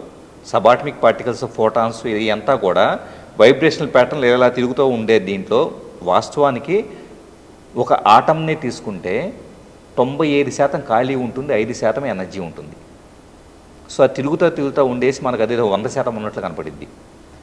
అయితే ప్రాణశక్తి ఎప్పుడైతే పోతుందో ఇక్కడ వచ్చేటప్పటికే ఎలాంటి స్పిన్నింగ్ ఆఫ్ ఎనర్జీ లేదు. ఇప్పుడు ఏమైంది అంటే అది పదార్థంగానే ఉంది. ఎలాంటి పదార్థంగా? వైబ్రేషనల్ ప్యాటర్న్ లేని పదార్థంగా. వైబ్రేషనల్ ప్యాటర్న్ లేకపోతే ఏమవుతుంది? క్షీణించిపోతుంది. క్షీణించిపోయేసి అది మట్టిలో కలిసిపోతుంది, లేదా దహనం చేస్తే బూడిదగా మారిపోతుంది. రూపాంతరం చెందింది కదండి, భూమిలాగా అయిపోయింది. భూమిలో పాత పెట్టేస్తే భూమి పదార్థంగా రూపాంతరం చెందింది. పదార్థంగా అంటే ఈ శరీరం వచ్చేటప్పటికే ఎనర్జీ ప్యాటర్న్ ఉండేదేమో, అంటే హై ఎనర్జీ ప్యాటర్న్ ఉందేమో సోల్గా ట్రాన్స్మిట్ అయింది. లో ఎనర్జీ ప్యాటర్న్ ఉన్న సాలిడ్ పదార్థం ఏదైతే ఉందో, శరీరం అనేది చేతులు కాళ్ళు ఇవంతా ఏంటి సాలిడిఫై అయినా ఇంకా బోన్స్ని తీసుకోండి, ఎముకలు అయితే కనుక ఇంకాస్త ఎక్కువ సాలిడిఫై అయ్యి ఉంటాయి. అందుకని ఎముకలు త్వరగా భూమిలో కలిసిపోలేవు. ఎప్పుడు ఎముకలు అలా ఎందుకు ఉంటాయి అంటే కనుక ఎముకలు ఇంకాస్త ఎక్కువ సాలిడ్ అయిపోయినాయి. ఒక 50 ఏళ్లకో 100 ఏళ్లకో అవి కూడా మట్టిలో కలిసిపోతాయి. అంటే దాని సాలిడ్ స్వభావాన్ని బట్టి భౌతికంగా ఉంది, భౌతికంగా కలిసిపోయింది. శక్తి రూపంలో ఉండొచ్చి శక్తిలో కలిసిపోయింది. చాలా సంతోషం అండి. వృత్తిపరంగా సైబర్ క్రైమ్స్ని ఎలా కనుక్కోవాలి అని ఆలోచన చేసే ఒక పోలీస్ అకాడమీ అధికారిగా ఉన్నా కూడా ఇంత లోతైన పరిశోధన ఆధ్యాత్మికంగా చేస్తూ సాధన చేస్తూ తన సాధన ఫలితాన్ని సమాజానికి అందించాలన్న ఒక ప్రగాఢమైన కాంక్ష ఉన్న మహానుభావుణ్ణి ఈరోజు మనం పరిచయం చేసుకున్నాం, పలకరించుకున్నాం. అంతేకాదు ఆయన సిద్ధంగా కూడా ఉన్నారు 10 మందికి ఈ జ్ఞానాన్ని పంచిపెట్టడానికి కూడా. అందుకు నాకు చాలా సంతోషంగా ఉంది.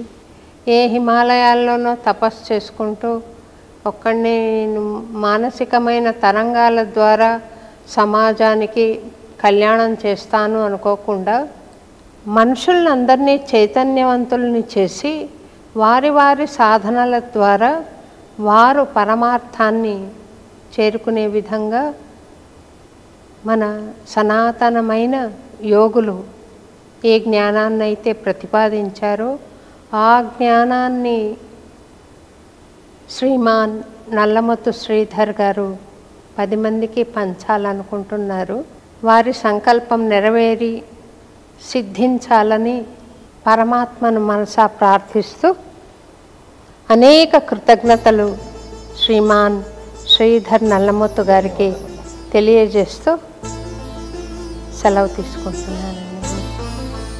అన్నమాచార్య భావనావాహిని పక్షాన మీకు చిరు సత్కారం. కలిగెనిదే నాకు కైవల్యము, తొలుతనెవ్వరికి దొరకనిది, కలిగెనిదే నాకు కైవల్యము. And for more videos, please subscribe to iDream. Please subscribe to iDream. Please subscribe iDream. And please subscribe to iDream. For more videos, subscribe to iDream. please like, share and subscribe to the channel. Congratulations, iDream. Subscribe to iDream. Subscribe to iDream. So subscribe to iDream Media. iDream ki iDream team andarki huge congratulations. Please subscribe iDream Media. Please subscribe to iDream. Subscribe iDream. Please subscribe to iDream. iDream అంటే నా కళల channel subscribe చేసుకున్న నోరు తిరుగుతలేదు, మీరైతే గంట గుర్తు కొట్టండి. For more such videos, please subscribe to iDream. Subscribe to iDream. Please subscribe to iDream. Please subscribe iDream Media. Please do subscribe to iDream. Please subscribe to iDream Media. For best entertainment and information, please subscribe iDream. And don't forget to subscribe to iDream.